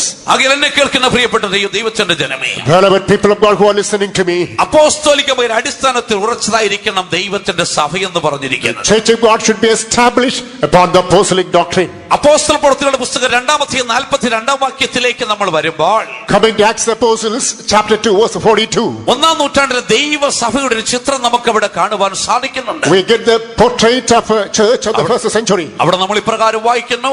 We read that passage, അവർ അപ്പോസ്തലന്മാരുടെ ഉപദേശം കേട്ടു, and they continued to the apostles' doctrine. അവരോടുകൂടി അപ്പം നുറുക്കി, They took part in breaking bread. അവരോടുകൂടെ കൂട്ടായ്മ ആചരിച്ചു, They followed the fellowship. അവരോടുകൂടെ പ്രാർത്ഥിച്ചു. They joined prayers with them. 1-ാം നൂറ്റാണ്ടിലെ ദൈവത്തിന്റെ സഭ അപ്പോസ്തലികമായ അടിസ്ഥാനത്തിലായി പണിയപ്പെട്ടിരുന്നത്. The church, the apostolic church in the first century was constructed on the apostolic doctrine. എഫേസ്യ ലേഖനം 4:11 വരുമ്പോൾ, Ephesians chapter 4 verse 11. ദൈവം തന്റെ സഭയ്ക്ക് ദാനമായി നൽകിയിരിക്കുന്ന 5 വിധ ഉദ്യോഗസ്ഥന്മാരെ കാണുവാൻ സാധിക്കുന്നുണ്ട്. We read about the 5 types of offices God has gifted to his church. 1 കൊരിന്ത്യർ 12:28 വരുമ്പോൾ, 1 Corinthians chapter 12 verse 28. ഈ 5 ഉദ്യോഗസ്ഥന്മാരിൽ ദൈവം ഒന്നാമത് സഭയ്ക്ക് നൽകിയത് അപ്പോസ്തലന്മാരെയാകുമെന്ന് വിശുദ്ധ പൗലോസ് പരാമർശിച്ചിരിക്കുന്നു. Of the 5 types of offices, first God granted the church apostles. ആകയാൽ അപ്പോസ്തലന്മാർ ദൈവസഭയുടെ നടുത്തണ്ടാണെന്ന് കാണുവാൻ സാധിക്കും. Therefore the apostles are the stem of the church of God. ആരാണ് അപ്പോസ്തലൻ? Who is an apostle? എന്താണ് അപ്പോസ്തലത്വത്തിന്റെ സവിശേഷത എന്ന് പറഞ്ഞിരിക്കുന്നത്? What is the speciality of this apostolic-hood? വളരെ വിശാലമായി ചിന്തിക്കേണ്ട വിഷയമാണെങ്കിലും സമയം അതിന് അനുവദിക്കാത്തതുകൊണ്ട് ഓടിച്ച് ഞാൻ പറഞ്ഞു വിടട്ടെ. That needs to have detailed interpretation. Time doesn't permit. Let me touch and go. ഒന്നാമത് അപ്പോസ്തലൻ അയക്കപ്പെട്ടവനാകുന്നു. First, an apostle is one who is sent off. ഒരു പ്രത്യേക ദൗത്യത്തിന് വേണ്ടി നിയോഗിച്ച് അയക്കപ്പെട്ടവനാകുന്നു അപ്പോസ്തലൻ എന്ന് പറഞ്ഞിരിക്കുന്നു. One who is appointed for a specific purpose and regarding the case is sent off. എന്താണ് അപ്പോസ്തലന്റെ മേൽ നിയോഗിക്കപ്പെട്ടിരിക്കുന്ന ദൗത്യം എന്നുള്ളതിനെ കുറിച്ച് കൊലോസ്യ ലേഖനം 1:28 വിശുദ്ധ പൗലോസ് പറയുന്നുണ്ട്. The epistle of Colossians chapter verse 28, Apostle Paul speaks about the obligation that is vested upon this apostle. അവിടെ വിശുദ്ധ പൗലോസ് പ്രകാരം പറയുന്നു, Saint Paul says there, അവനെ ഞങ്ങൾ അറിയിക്കുന്നതിൽ that in preaching him, ഏത് മനുഷ്യനെ ക്രിസ്തുവിൽ തികഞ്ഞവനാക്കി നിർത്തേണ്ടത്, to present every man perfect in Christ Jesus. ഏത് മനുഷ്യനെ ക്രിസ്തുവിൽ തികഞ്ഞവനാക്കി നിർത്തേണ്ടതിന്, To present every man perfect in Christ Jesus. ഇതാണ് അപ്പോസ്തലത്വത്തിന്റെ ലക്ഷ്യം എന്ന് പറഞ്ഞിരിക്കുന്നത്. This is ultimate purpose of apostolic ministry. ഈ നിലവാരത്തിൽ ദൈവത്തിന്റെ സഭയെ വളർത്തിയെടുക്കണമെങ്കിൽ അപ്പോസ്തലന്മാർക്ക് ചില യോഗ്യതകൾ ഉണ്ടായിരിക്കും. In order to lead up the church in such a qualification, the apostle should possess certain merits. ഒന്ന്, അവർ സകലതും വിട്ടവരായിരിക്കണം. First, they should have forsaken everything. രണ്ട് ദൈവരാജ്യ നിമിത്തം ഷണ്ണന്മാരായി ജീവിക്കുന്നവരായിരിക്കണം. Secondly, they should lead a life a eunuch for the sake of the kingdom of God. മൂന്നാമത് ഈ ലോകത്തിൽ അവർ സകലതും ത്യജിച്ച് വിശ്വാസ ജീവിതം ചെയ്യുന്നവരായിരിക്കും. Thirdly, they should have forsaken everything in the world and should lead a life of faith. ഈ നിലവാരത്തിൽ ജീവിക്കുന്ന ഒരു വിശുദ്ധന്മാർക്ക് മാത്രമേ സഭയെ പൂർണ്ണതയിലേക്ക് കൊണ്ടുവരുവാൻ സാധിക്കത്തുള്ളൂ. A saint who leads that type of alone will be able to build the church unto perfection. ക്രിസ്തുവിൽ തികഞ്ഞവനായ ഒരു സഭയെ ഉരുവാക്കി തീർക്കുവാൻ സാധിക്കത്തുള്ളൂ. The apostle who has become perfect in Christ alone can form a church perfect in Christ. ആകയാൽ അപ്പോസ്തലന്മാരാകുന്ന ദൈവത്തിന്റെ സഭയുടെ അടിസ്ഥാനം എന്ന് പറഞ്ഞിരിക്കുന്നത്. Therefore, apostles are the foundations of the church of God. ദൈവസഭയാകുന്ന നിലവിളക്കിന്റെ നടുത്തണ്ടെന്ന് പറയുന്നത് ഈ അപ്പോസ്തലന്മാരെ വെളിപ്പെടുത്തി കാണിക്കുകയാകുന്നു ചെയ്യുന്നത്. The stamp in the candlestick that speaks about the apostles of the church of God. നമ്മൾ വായിച്ച വാക്യത്തിലേക്ക് വരുമ്പോൾ When we come to the key verse, അതിന് 6 ശിഖരങ്ങളുണ്ടെന്ന് പറഞ്ഞിരിക്കുന്നു. it is mentioned it has got 6 branches. ഈ 6 ശിഖരങ്ങൾ എന്തിനെ വെളിപ്പെടുത്തി കാണിക്കുന്നു? What do the 6 branches typify? പത്രോസിന്റെ 1-ാം ലേഖനം 2-ാമത്തെ 5-ാം വാക്യത്തിലേക്ക് വരുമ്പോൾ Coming to 1 Peter chapter 2 verse number 5. ഈ അടിസ്ഥാനത്തോട് ചേർത്ത് പണിയപ്പെടുന്ന ജീവനുള്ള കല്ലുകൾ എന്നാകുന്നു പറഞ്ഞിരിക്കുന്നത്. It is mentioned the living stones which are built together with the foundation stones. ഇത് ജീവൻ പ്രാപിച്ച ദൈവത്തിന്റെ ജനത്തെ വെളിപ്പെടുത്തി കാണിക്കുന്നു. This speaks about the people of God who received life from God. അന്ധകാരത്തു നിന്ന് അത്ഭുത പ്രകാശത്തിലേക്ക് വിളിച്ച ദൈവത്തിന്റെ ജനത്തെ വെളിപ്പെടുത്തി കാണിക്കുന്നു. Speaks about the people that was brought from utter darkness into the marvelous light of God. ഒരു കാലത്ത് പാപത്തിൽ ജീവിച്ചവർ, The time past people who led a sinful life, പിന്നീട് പാപങ്ങൾ ഏറ്റുപറഞ്ഞു വീക്ഷിച്ച് മാനസാന്തരപ്പെട്ടവർ, people who confessed their sins, forsook the same and repented. ദൈവകൽപ്പന അനുസരിച്ച് ജലസ്നാനം സ്വീകരിച്ചവർ, Heeding to the commandment of God, people obeyed water baptism. കാത്തിരുന്ന് പരിശുദ്ധാത്മാവിന്റെ അഭിഷേകത്തെ പ്രാപിച്ചവർ, People that tarried received the power of the Holy Ghost. ഈ അപ്പോസ്തലന്മാരുടെ ഐക്യത്തിലേക്ക് കൂട്ടായ്മയിലേക്ക് കടന്നു വന്നവർ, People who paid a visit to the apostolic fellowship and doctrine. ഇവിടെ ഇതാ നിലവിളക്കിന്റെ ശിഖരങ്ങളായി നിൽക്കുകയാകുന്നു ചെയ്യുന്നത്. Behold, they stand here as branches of the candlestick. ഈ ശിഖരങ്ങൾ നടുത്തണ്ടിനോട് ചേർത്ത് ബന്ധിച്ചിരിക്കുകയാകുന്നു ചെയ്യുന്നത്. These branches are connected to the middle stem. ദൈവത്തിന്റെ ജനത്തെ അപ്പോസ്തലന്മാരോട് ചേർത്ത് ബന്ധിച്ചിരിക്കുന്ന കാഴ്ച നമുക്ക് കാണുവാൻ സാധിക്കുന്നു. We get a clear picture of the people of God being bound with the stem that is the church of God. ഈ നടുത്തണ്ടിനെ തങ്ക ചുവടിനോട് ചേർത്ത് ബന്ധിച്ചിരിക്കുന്നത് കാണുവാൻ സാധിക്കും. This stem is connected to the base. ഈ അപ്പോസ്തലന്മാരെ ക്രിസ്തുവിനോട് ചേർത്ത് ബന്ധിച്ചിരിക്കുന്ന നമുക്ക് കാണുവാൻ സാധിക്കും. We read these apostles are connected to Christ, who is the base. ആകയാൽ എന്നെ കേൾക്കുന്ന പ്രിയപ്പെട്ട ദൈവത്തിന്റെ ജനമേ, Beloved people of God who are listening to me, യോഹന്നാൻ കാണുന്ന ഈ നിലവിളക്ക് ദൈവത്തിന്റെ സഭയെ വെളിപ്പെടുത്തി കാണിക്കുന്നു. the candlestick that appears in the vision of John speaks about the church of God. എന്താണ് ഈ നിലവിളക്കിന്റെ ഉദ്ദേശം എന്ന് പറയുന്നത്? What is the purpose of this candlestick? ലേവ്യ പുസ്തകം 24-ാമത്തെ 2-ാം വാക്യത്തിലേക്ക് വരുമ്പോൾ Coming to Leviticus chapter 24, the second verse. ദൈവത്തിന്റെ ആലയത്തിലെ വിശുദ്ധ സ്ഥലത്തുള്ള നിലവിളക്കിന്റെ ഉദ്ദേശത്തെ കുറിച്ച് അവിടെ കാണുവാൻ സാധിക്കും. We are able to understand the purpose with which the candlestick is mentioned in the holy place of the tabernacle of the congregation. അവിടെ നമ്മൾ ഇപ്രകാരം കാണുന്നു, Here we come to read ദീപങ്ങൾ നിത്യം കത്തിക്കൊണ്ടിരിക്കണം. that light should be ever burning. ദീപങ്ങൾ നിത്യം കത്തിക്കൊണ്ടിരിക്കണം. Ever the light should be burning. അതിന്റെ 3-ാം വാക്യത്തിലേക്ക് വരുമ്പോൾ Same chapter verse 3. കത്തിക്കൊണ്ടിരിക്കേണ്ടത് സമയത്തെ കുറിച്ച് അവിടെ പറഞ്ഞിരിക്കുന്നു. The time in which that should be burning is mentioned. അത് വൈകുന്നേരം മുതൽ പ്രഭാതം വരെ കത്തിക്കൊണ്ടിരിക്കും. Till dusk to dawn, that must be burning. രാത്രി മുഴുവൻ ഈ ദീപം കത്തിക്കൊണ്ടിരിക്കണമെന്ന്. Throughout the night, this light should be burning. ഇതാണ് നിലവിളക്കിന്റെ ഉദ്ദേശം എന്ന് പറഞ്ഞിരിക്കുന്നത്. This is the purpose with which the candlestick has been set. അത് രാത്രി മുഴുവനും കത്തിക്കൊണ്ടിരിക്കണം. Throughout the night, that should be burning. എന്താണ് രാത്രി മുഴുവനും കത്തിക്കൊണ്ടിരിക്കുക എന്ന് പറഞ്ഞാൽ ഇതിന്റെ അർത്ഥം? What is the meaning? Throughout the night, that should be burning. അപ്പോസ്തല വിശുദ്ധ പൗലോസ് പ്രകാരം പറഞ്ഞു, In the verse of Apostle Paul, രാത്രി കഴിയുവാറായി, the night is going to overpass. പകലടുത്തിരിക്കുന്നല്ലോ. Days drawing nigh. ആകയാൽ എന്നെ കേൾക്കുന്ന ദൈവത്തിന്റെ ജനമേ, Therefore, beloved people of God, ഞാനും നിങ്ങൾ ജീവിക്കുന്ന ഈ കൃപായുഗം എന്ന് പറഞ്ഞിരിക്കുന്നത് this dispensation grace in which we are partners, ലോകത്തോടുള്ള ബന്ധത്തിൽ രാത്രിയാകുന്നു. in connection to the world, this is night time. ആകയാൽ ലോകത്തോടുള്ള ബന്ധത്തിൽ രാത്രിയായിരിക്കുന്ന ഈ കൃപായുഗത്തിൽ In connection with the world, this night time dispensation of grace, രാത്രി മുഴുവനും പ്രകാശം കൊടുക്കേണ്ടതാകുന്നു ഈ നിലവിളക്കെന്ന് പറഞ്ഞിരിക്കുന്നത്. throughout the night this candlestick should be giving light. അതിന് വ്യക്തമായ ചില വ്യവസ്ഥകൾ ഉണ്ടെന്ന് കാണുവാൻ സാധിക്കും. This got certain clear-cut norms. പുറപ്പാട് പുസ്തകം 25-ാം അധ്യായം 37-ാം വാക്യത്തിലേക്ക് വരുമ്പോൾ Exodus chapter 25 verse 37. രാത്രി മുഴുവനും ഈ നിലവിളക്ക് കത്തിക്കൊണ്ടിരിക്കുവാൻ Throughout the night this candle should be kept on burning. അതിന് 7 ദീപമുണ്ടാക്കി നേരെ മുന്നോട്ട് പ്രകാശിപ്പിക്കണമെന്ന് പറഞ്ഞിരിക്കുന്നു. 7 faggots should be made and that should be projected forward. 7 ദീപമുണ്ടാക്കി നേരെ മുന്നോട്ട് പ്രകാശിപ്പിക്കുക. You have to make 7 lamps and project it forward. എന്താണ് ഈ പറഞ്ഞിരിക്കുന്നതിന്റെ അർത്ഥം? What is the meaning of this one? വിശുദ്ധ മത്തായി 5:14 വരുമ്പോൾ വിശുദ്ധ മത്തായി 5:14 വരുമ്പോൾ Matthew chapter 5 verse 17. അപ്പോസ്തലൻ വിശുദ്ധ പൗലോസ് നമ്മുടെ കർത്താവ് യേശുക്രിസ്തു ദൈവത്തിന്റെ ജനത്തെ നോക്കി ഇപ്രകാരം പറഞ്ഞു. Our Lord Jesus Christ, look at his own people, said, നിങ്ങൾ ലോകത്തിന്റെ വെളിച്ചമാകുന്നു. you are the light of the world. വീണ്ടെടുക്കപ്പെട്ട ദൈവത്തിന്റെ ജനം ലോകത്തിന്റെ വെളിച്ചമാകുന്നു. Redeemed people of God are the light of the world. അവർ മുൻപോട്ട് പ്രകാശം കൊടുക്കേണ്ടവരാകുന്നു. They should be giving light forward. ഇരുൾ മൂടി ഈ ലോകത്തിൽ വെളിച്ചങ്ങളായി തീരേണ്ടവരാകുന്നു. This world that is covered in the darkness, you are expected to be light. എങ്ങനെ വെളിച്ചങ്ങളായി തീരുവാൻ സാധിക്കും? How can you become light to the world? നമ്മുടെ കർത്താവ് യേശുക്രിസ്തു ഇപ്രകാരം പറഞ്ഞു. Our Lord Jesus himself stated, ഞാൻ ലോകത്തിന്റെ വെളിച്ചമാകുന്നു. I am the light of the world. ഞാൻ ലോകത്തിന്റെ I വെളിച്ചമാകുന്നു. am the light of the world. എന്നെ പിൻഗമിക്കുന്നവൻ He that follows me ഇരുളിൽ നടക്കാതെ will not walk in night. ജീവന്റെ വെളിച്ചമുള്ളവരായി തീരും. He will have the light of life. ആകയാൽ ഇരുളടഞ്ഞ ഈ പാപത്തിന്റെ ലോകത്തിൽ Even this sinful world corrupt with the darkness, ദീപങ്ങളായി പ്രകാശിക്കുവാൻ നമ്മെ കൊണ്ട് കഴിയണമെന്നുണ്ടെങ്കിൽ that we might be shining lamps, വെളിച്ചമായ ക്രിസ്തുവിൽ നിന്ന് നമ്മൾ പ്രകാശം പ്രാപിച്ചവരായിരിക്കണം. we have to attain light of the Lord Jesus Christ, who is the true light. Philip ലേഖനം 2-15 വാക്യത്തിലേക്ക് വരുമ്പോൾ Philippians chapter 2 verse 15. അപ്പോസ്തലൻ വിശുദ്ധ പൗലോസ് ഇപ്രകാരം പറയുന്നു. Apostle Paul says, അവരുടെ ഇടയിൽ ഞങ്ങൾ ജീവന്റെ വചനം പ്രമാണിച്ചുകൊണ്ട് ജ്യോതിസുകളെ പോലെ പ്രകാശിക്കുന്നു. proclaiming the word of life in the midst of them and shining like lights.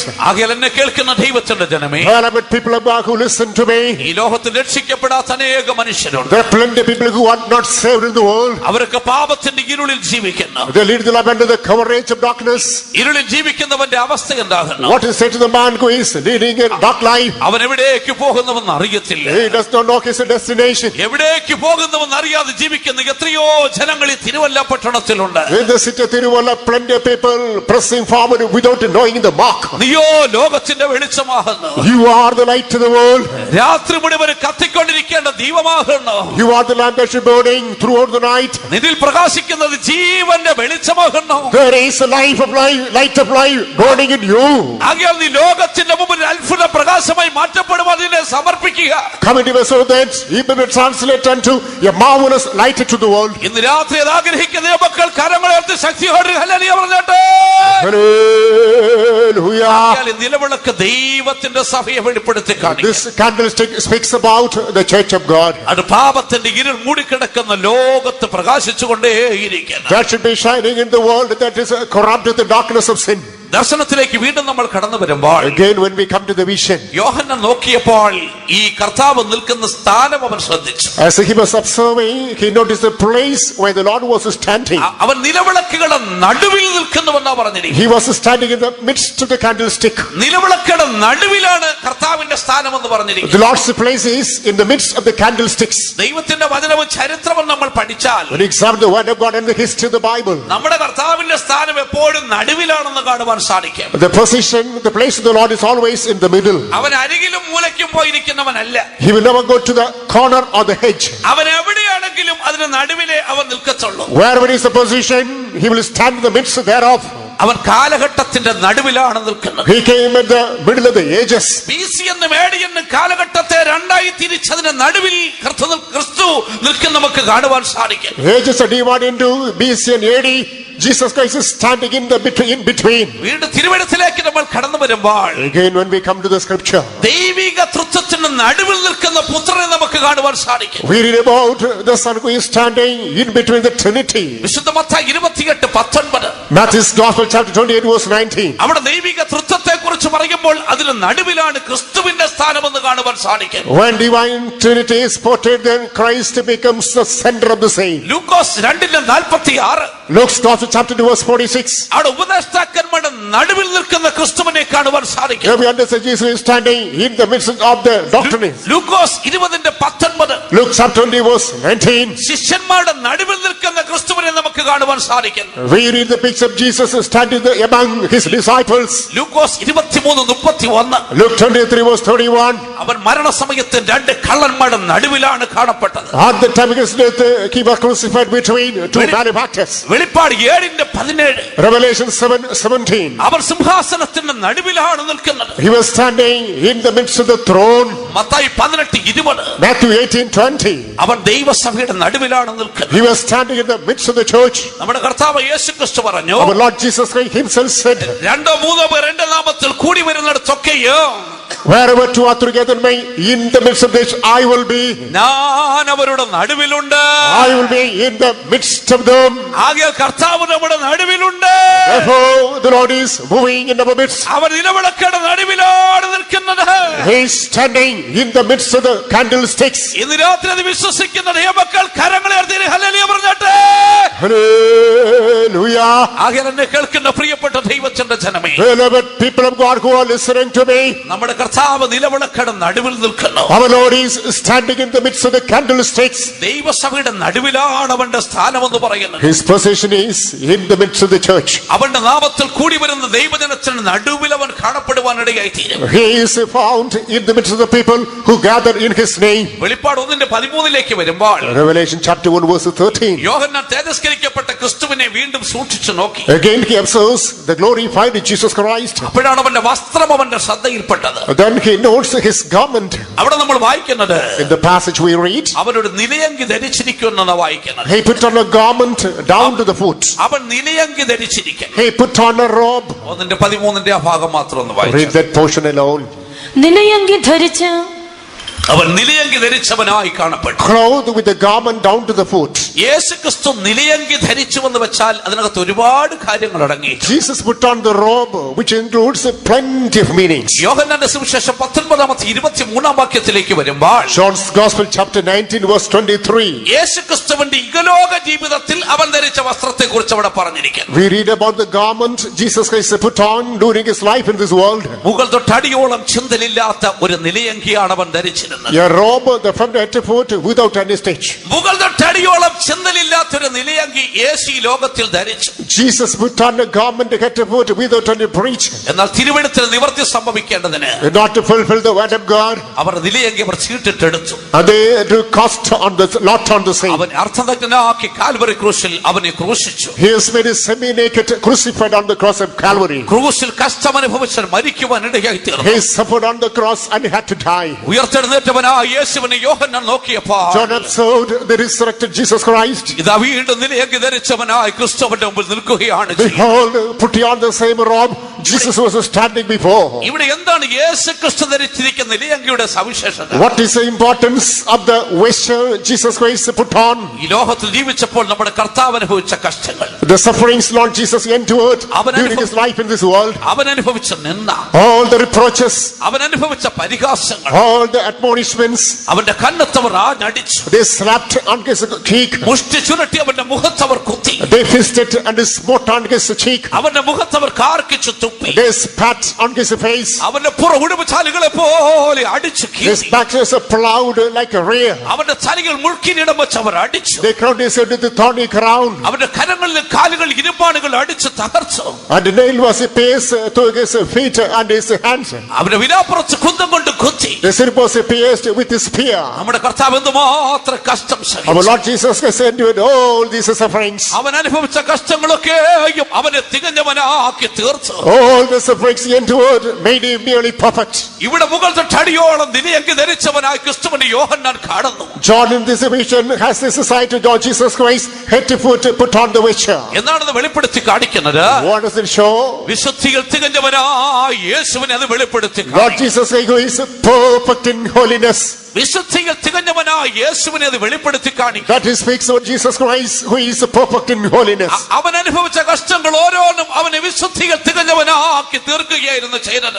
Every suffering he underwent made him perfect in holiness. നമ്മുടെ കർത്താവ് യേശു ക്രിസ്തു ഈ ലോകത്തിൽ ജീവിച്ചപ്പോഴും During the lifespan of Lord Jesus Christ in this world, അവൻ വിശുദ്ധനും നീതിമാനുമായി ജീവിച്ചു. altogether he was righteous and holy. അത് അവന്റെ തന്നെ സാക്ഷ്യത്തിലൂടെ മനസ്സിലാക്കുവാൻ സാധിക്കും. Through his own testimony, that is made clear. അപ്പൊ ഇന്ന് ലോകത്തിൽ അനേക അവതാരങ്ങൾ ഉണ്ടായിട്ടുണ്ട്. In the present world, many incarnations came. മതപ്രചാരകർ ഉണ്ടായിട്ടുണ്ട്. Many messengers came. സാമൂഹ്യ പരിഷ്കർത്താക്കൾ എഴുന്നേറ്റ് വന്നിട്ടുണ്ട്. Social reformers came. മതസ്ഥാപകർ ഉണ്ടായിട്ടുണ്ട്. Religious leaders came. രാഷ്ട്രീയ നേതാക്കന്മാരുണ്ടായിട്ടുണ്ട്. Political personalities came. ആദർശ ധീരന്മാരുണ്ടായിട്ടുണ്ട്. Reformers, ideologies came. പക്ഷെ അവർക്ക് ആർക്കും ചോദിക്കാൻ തന്റെ ഇടമില്ലാത്തൊരു ചോദ്യം യേശു മാനവജാതിയോട് ചോദിച്ചു. None could dare to ask a question which Jesus Christ posed unto mankind. അവ സ്വന്തം വ്യക്തിത്വത്തെ കുറിച്ചാണ് ചോദിച്ചത്. Concerning his own personality, he asked. എന്തായിരുന്നു ആ ചോദ്യമെന്നറിയാമോ? What was that question, you know? നിങ്ങളിൽ ആരുടെ പാപത്തെ കുറിച്ച് എന്നെ ബോധം വരച്ച്? Among you, who shall convict me of my sins? Yohannan 8:46. John chapter 8 verse 46. നിങ്ങളിൽ ആർ എന്റെ പാപത്തെ കുറിച്ച് എന്നെ ബോധം വരച്ചോ? Among you, who shall convict me of my sin? തന്റെ ഇടമുള്ളവൻ കയറി വരാനാ യേശു വിളിക്കുന്നത്. Here who is bold enough, come on, come. ഇത് പറയാൻ ധൈര്യമുള്ള ഏത് മതപ്രചാരകൻ ലോകത്തിൽ എഴുന്നേറ്റിട്ടുണ്ട്? Any religious leader who dares to say so has come to the world. യേശു തമ്പുരാൻ ലോകത്തെ നോക്കി വെല്ലുവിളിക്കുകയാണ് ചെയ്യുന്നത്. Lord Jesus Christ challenges the whole world. നിങ്ങളിൽ ആർ എന്റെ പാപത്തെ കുറിച്ച് എന്നെ ബോധം വരുത്തവൻ? Among you, who shall convict me of my sin? നമ്മുടെ കർത്താവ് യേശു ക്രിസ്തു പരിശുദ്ധനായി ലോകത്തിൽ ജീവിച്ചു. Our Lord Jesus Christ maintained a holy life in the world. അവൻ നീതിമാനായി ലോകത്തിൽ ജീവിച്ചു. He maintained a righteous life in the world. അപ്പോസ്തലപ്രവൃത്തി 4:27 വരുമ്പോൾ Acts Apostle chapter 4 verse 27. അവിടുത്തെ വിശുദ്ധ പത്രോസിന്റെ ഒരു പ്രാർത്ഥനാ ശബ്ദം ഇവിടെ കാണുവാൻ സാധിക്കും. We read about the wise prayer of Apostle Peter. ഉപദ്രവങ്ങളുടെ മധ്യേ സ്വർഗ്ഗത്തിലേക്ക് നോക്കി പത്രോസ് പ്രാർത്ഥിക്കുകയാണ് ചെയ്യുന്നത്. In the midst of persecutions, he was looking up to heaven, making the prayer. ആ പ്രാർത്ഥന അവർ ക്രിസ്തുവിന്റെ വിശുദ്ധിയെ വെളിപ്പെടുത്തി കാണിക്കുന്നു. During the course of prayer, the sanctification of Jesus Christ is manifested. നീ അഭിഷേകം ചെയ്ത് യേശു എന്ന നിന്റെ പരിശുദ്ധ ദാസൻ എന്നാണ് അവനെ കുറിച്ച് പറയുന്നത്. The one, the holy servant, anointed Jesus Christ. നീ അഭിഷേകം ചെയ്ത യേശു എന്ന നിന്റെ പരിശുദ്ധ ദാസൻ. The one, the holy servant, Lord Jesus Christ, who is anointed. യേശു ക്രിസ്തു ലോകത്തിലും വിശുദ്ധനായി ജീവിച്ചു. Jesus Christ maintained a holy life in the world. അവൻ നീതിമാനായി ജീവിച്ചു. He maintained a righteous life in the world. ഈ ലോക ജീവിതത്തിൽ തന്നെ അവന്റെ വിശുദ്ധിക്ക് നീതിക്ക് അനേക സാക്ഷ്യങ്ങൾ ഉണ്ടായിരുന്നു. During the course of his life in the world, plenty of testimonies were there for his righteousness and holiness. മർക്കോസ് 1:23-24 വരുമ്പോൾ Mark 1 chapter 23 and 24. അശുദ്ധാത്മാക്കൾ അവനെ നോക്കി വിളിച്ചു പറയുകയാണ്. All the unclean spirits looking unto him and proclaiming, നീ ആരെന്ന് ഞങ്ങൾ അറിയുന്നു. we know who art thou. നീ ദൈവത്തിന്റെ പരിശുദ്ധൻ തന്നെ. The one indeed, the holy one of God. വീണ്ടും തിരുവചനത്തിലേക്ക് വരുമ്പോൾ Again when we come to the word of God, അവന് 30 വെള്ളിക്കാശിന് ഒറ്റുകൊടുത്ത യൂദയുടെ സാക്ഷ്യം കാണുവാൻ സാധിക്കുന്നു. we read the testament of Judas who betrayed him for 30 pieces of silver. Mathai 27:3 Matthew chapter 27 verse 3. ഞാൻ കുറ്റമില്ലാത്ത രക്തത്തെ കാണിച്ചു കൊടുത്തു. Alas, I betrayed the innocent blood. അവനെ മരണശിക്ഷയ്ക്ക് വിധിച്ച പീലാത്തോസ് അവനെ കുറിച്ച് സാക്ഷ്യം പറയുന്നു. Pilate who sentenced him to be crucified testifies. ഞാൻ അവനിൽ ഒരു കുറ്റവും കാണുന്നില്ല. Alas, I do not detect any sin in him. ആ നീതിമാനിൽ ഞാൻ ഒരു കുറ്റവും കാണുന്നില്ല. I do not detect any offense in the righteous. പീലാത്തോസിന്റെ ഭാര്യ ക്ലൗദിയോസ് പ്രൊക്കുള Percula, the wife of Timothy, this Herod says, ഒരു രാത്രി മുഴുവൻ ദർശനം കണ്ട് പരവശിയായി തീർന്നു. through the night she had a vision, she was panic stricken. പിറ്റേന്ന് രാവിലെ അവൾ ഓടി പീലാത്തോസിന്റെ അടുക്കൽ വന്നിരിക്കുക. ക്ലൗദിയോസ് Next morning, Claudius rushes to Pilate. പീലാത്തോസിനോട് പറഞ്ഞ നീതിമാന്റെ കാര്യത്തിൽ നിങ്ങൾ ഇടപെടരുത്. To Pilate she wants, do not interfere into the affairs of the righteous. അവളും യേശുവിനെ കുറിച്ച് സാക്ഷ്യം പറയുന്നു. അവൻ നീതിമാനായിരുന്നുവെന്ന്. She testifies of Jesus, he has been righteous. യേശുവിനോട് കൂടെ ക്രൂശിക്കപ്പെട്ട കള്ളനും അവനെ കുറിച്ച് സാക്ഷ്യം പറയുന്നുണ്ട്. The malefactor crucified Jesus Christ even testifies. ഇവനോ അരുതാത്തതൊന്നും ചെയ്തിട്ടില്ല എന്നാകുന്നു അവനെ കുറിച്ച് പറയുന്നത്. The testimonies, he did not do anything that is untoward. യേശുവിനെ ക്രൂശിക്കുവാൻ നേതൃത്വം കൊടുത്ത പട്ടാള മേധാവി അവനെ കുറിച്ച് സാക്ഷ്യം പറയുന്നു. Even the general of the host who led the crucified Jesus Christ ഈ testifies. മനുഷ്യൻ വാസ്തവമായ ഒരു നീതിമാനായിരുന്നുവെന്ന്. Indeed, he had been righteous in his life. അവന്റെ അപ്പോസ്തലന്മാരൊക്കെയും അവനെ കുറിച്ച് സാക്ഷ്യം പറയുന്നു. All his apostles testify of him. വിശുദ്ധ പത്രോസ് അവനെ കുറിച്ച് പറയുന്നു. അവൻ പരിശുദ്ധനും നീതിമാനുമായിരുന്നു. Saint Peter testifies he is holy and righteous.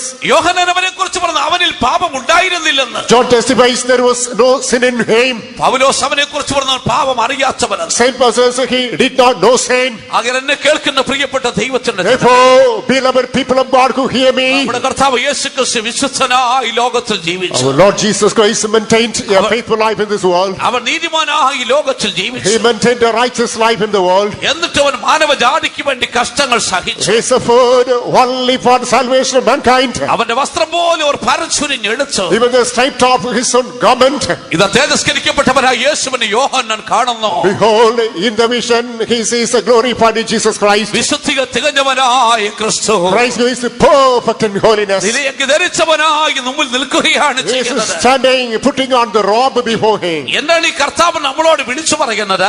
What is the declaration of this Lord unto us? ഈ കർത്താവ് നമ്മളോട് വിളിച്ചു പറയുന്ന ഒരു സന്ദേശമുണ്ട്. There is a message this Lord is proclaiming unto us. ന്യായപ്രമാണ പുസ്തകങ്ങളിലേക്ക് നമ്മൾ കടന്നു വരുമ്പോൾ Coming to the book of law. മോശയ്ക്ക് ദൈവം പ്രമാണം കൊടുക്കുന്ന ഓരോ പ്രമാണവും നമ്മൾ പഠിച്ചാൽ Well, learn every law that was given to Moses by God. ഇടയ്ക്കിടയ്ക്ക് ദൈവം മോശയോട് ഒരു കാര്യം എടുത്തെടുത്ത് പറയുന്നുണ്ട്. In between, the Lord was highlighting one thing to Moses. ഞാൻ വിശുദ്ധനാകിയാൽ നിങ്ങളും വിശുദ്ധരായിരിപ്പീൻ. Be holy as I'm holy. ഞാൻ വിശുദ്ധനാകിയാൽ നിങ്ങളും വിശുദ്ധരായിരിപ്പീൻ. Be holy as I'm holy. ദൈവത്തിന്റെ ജനത്തോടും ദൈവത്തിന് അത് തന്നെയാണ് പറയുവാനുള്ളത്.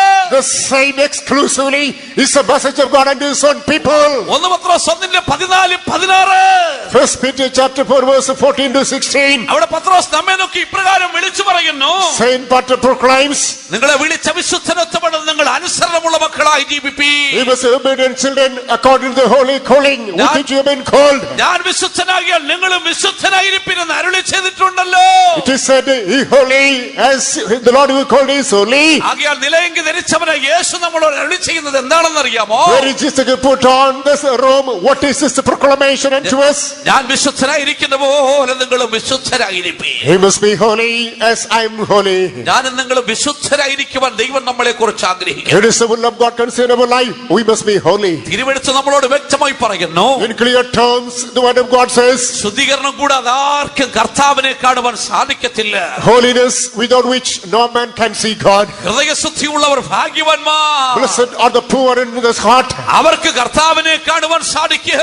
They will be able to see God. ആകയാൽ എന്നെ കേൾക്കുന്ന പ്രിയപ്പെട്ട ദൈവത്തിന്റെ ജനമേ, Beloved people of God who listen to me, നിങ്ങൾ വിശുദ്ധരായി ജീവിക്കുവാൻ കർത്താവ് നമ്മളോട് അരുളി ചെയ്യുന്നു. God is making the declaration unto us. He must extend a holy life. അവന്റെ നിലയെങ്കി അവന്റെ പരിശുദ്ധിയെ വെളിപ്പെടുത്തി കാണിക്കുന്നു. His robe speaks about his holiness. ആകയാൽ നമുക്ക് വിശുദ്ധരായി ജീവിക്കാം. Therefore, let us lead a holy life. വിശ്വസിക്കുന്ന മക്കൾ കരങ്ങളെ ഉയർത്തി ഹല്ലേലൂയ പറഞ്ഞാട്ടെ. Hallelujah. വീണ്ടും ദർശനത്തിലേക്ക് കടന്നു വരുമ്പോൾ When we come back to the vision, 1-ാം അധ്യായത്തിന്റെ 13-ാം വാക്യത്തില് chapter 1 verse 13, യോഹന്നാൻ അവന്റെ വസ്ത്രധാരണത്തിൽ മറ്റൊരു കാര്യം ശ്രദ്ധിച്ചു. in his garment he notices something else too. അവന്റെ മാറിൽ ഒരു പൊൻകച്ച കെട്ടിയിരിക്കുന്നു. With a golden girdle on the paps. ഈ മാറിൽ പൊൻകച്ച കെട്ടുക എന്ന് വെച്ചാൽ എന്താണ് ഇതിന്റെ അർത്ഥം? Girdle in the golden girdle on the paps. What's the meaning? പുരാതന കാലത്തെ രാജകീയ ചരിത്രങ്ങൾ പഠിച്ചിട്ടുള്ളവർക്ക് മനസ്സിലാക്കുവാൻ സാധിക്കുന്നു. During the primitive days, when we examine the history of the kings, we understand this. ഈ പൊൻകച്ച മാതൃത്വത്തെ വെളിപ്പെടുത്തി കാണിക്കുന്നു. Golden girdle speaks about motherhood. നമ്മുടെ കർത്താവ് യേശുക്രിസ്തു ഒരു മാതാവാണ്. Our Lord Jesus Christ is a mother. അവൻ ദൈവസഭയുടെ അമ്മയാകുന്നു. He is the mother of the church of God. സഭയോടുള്ള അവന്റെ സ്നേഹത്തെയാണ് അത് വെളിപ്പെടുത്തി That he speaks കാണിക്കുന്നത്. about his love upon the church. നമ്മുടെ കർത്താവിന് ദൈവത്തിന്റെ ജനത്തോട് നമ്മോടുള്ള സ്നേഹം ഒരു അമ്മയുടെ സ്നേഹമാകുന്നു. Lord Jesus' love upon us is that's like a mother's love. അതാണ് നിലവിളക്കുകളാകുന്ന ദൈവത്തിന്റെ സഭയുടെ മുമ്പിൽ മാറിൽ പൊൻകച്ച കെട്ടിയവനായി അവൻ വെളിപ്പെടുന്നത്. That is among the candlesticks he is seen with the palms with the golden girdle. ഒരമ്മ തന്റെ കുഞ്ഞിനെ സ്നേഹിക്കുന്നത് പോലെ അവൻ നമ്മെ സ്നേഹിക്കുന്നു. As a mother loves her babe, so does he love us. യെശയ്യാ 49:15 Isaiah 49:15. അവിടെ പ്രവാചകൻ ഇപ്രകാരം ചോദിക്കുന്നു, In the words of the prophets, ഒരമ്മ തന്റെ കുഞ്ഞിനെ മറക്കുമോ? will a mother forget her suckling child? ഒരമ്മ തന്റെ കുഞ്ഞിനെ മറക്കുമോ? Will a mother forget her child? ഒരു നാളും മറക്കത്തില്ല. Never will she forget. അഥവാ മറന്നാലും ശരി, ഞാൻ നിന്നെ മറക്കത്തില്ല. Even if she forgets, I will never forget you. അതാണ് നമ്മുടെ കർത്താവിന് നമ്മോടുള്ള സ്നേഹം. That is the immeasurable love of God upon us. ആധുനിക ലോകത്തിലേക്ക് വരുമ്പോൾ കാര്യങ്ങളൊക്കെ കുഴഞ്ഞു മറിഞ്ഞിരിക്കുകയാണ്. When we come to the modern world, things have become topsy-turvy. 4-5 വയസ്സുള്ള കുഞ്ഞുങ്ങളോട് അമ്മമാര് കാണിക്കുന്ന ക്രൂരത വായിച്ചാൽ കരഞ്ഞു പോകും. When we read about the persecution meted out to the children with the 4 or 5 year old, we'll be moved into tears. സംഭവങ്ങൾ പത്രത്തിൽ വായിച്ചിട്ട് ഞാൻ അറിയാതെ കരഞ്ഞുപോയി. These news items happen in the dailies. Automatically I wept. ലോകത്തിൽ എന്താ ഇങ്ങനെയൊക്കെ സംഭവിക്കുന്നു ഞാൻ ചിന്തിച്ചു. I thought, why such events take place in the world? ദൈവാത്മാവ് ഒരു വചനം എനിക്ക് വെളിപ്പെടുത്തി തന്നു. The Spirit of God even unto me a word of God. അന്ത്യകാലത്ത് ദുർഘട സമയങ്ങൾ ഉണ്ടാകും. There shall be perilous days during the last time. മനുഷ്യർ കനിവറ്റവരായി തീരും. Man shall be without any mercy. ഉഗ്രന്മാരായി തീരും. They shall be arrogant. കനിവറ്റവരും ഉഗ്രന്മാരുമായൊരു തലമുറ. Diabolic and brutal. സ്വന്തം കുഞ്ഞിനോട് പോലും സ്നേഹം കാണിക്കുവാൻ കഴിയാത്ത മാതാപിതാക്കൾ. Not parents, not able to show love towards their own children. ഒരമ്മ തന്റെ കുഞ്ഞിനെ മറന്നാലോ, Even though a mother forgets her own child. ഞാൻ നിന്നെ മറക്കത്തില്ലെന്ന് കർത്താവ് പറയും. It is a promise of God. I will never forget you. യെശയ്യാ 66:13. Isaiah 66:13. അവിടെ നമ്മോട് കർത്താവ് ഇപ്രകാരം പറയുന്നു. Our Lord Jesus Christ says, അമ്മയെ ആശ്വസിപ്പിക്കുന്നത് പോലെ ഞാൻ നിന്നെ ആശ്വസിപ്പിക്കാം. I will comfort you as some other comforts.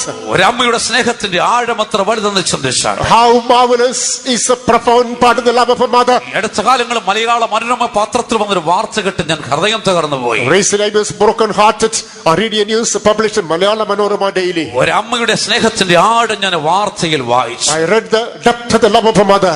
മദ്യപിച്ച് മതോന്മത്തനായി വന്ന മകൻ അമ്മയെ പോതിര തല്ലി. Your son who is a drunken, intoxicated, had beaten the mother. ജീവൻ പോകുന്ന നിലവാരത്തിൽ അമ്മയെ അവൻ ഉപദ്രവിച്ചു. He ruptured the mother that she was about to die. അരിഷ്ടതാവസ്ഥയിലായി തീർന്ന മാതാവ് She became miserable. നാട്ടുകാരോ പോലീസിൽ പരാതിപ്പെട്ടു. Some of the countrymen just complained to the police. Police ഭവനത്തിലേക്ക് കടന്നു വന്നു. Police rushed to the house. മകനെ കൈയോട് പിടിച്ച് കയ്യിൽ വിലങ്ങ് വെച്ചു. The son was handcuffed. അവനെ അറസ്റ്റ് ചെയ്ത് പോലീസ് സ്റ്റേഷനിലേക്ക് കൊണ്ടുപോകുമ്പോൾ He was detained, taken to the police station. ഈ അമ്മ ഓടിച്ചെന്ന് പോലീസിന്റെ കാൽക്കൽ വീണു. This mother fell at the feet of the police. ഒന്ന് സാറേ എന്റെ മോനെ കൊണ്ടുപോകരുത്. Well, but masters, do not take him away. എനിക്ക് ഒരു മോനെ ഉള്ളൂ. I got one son.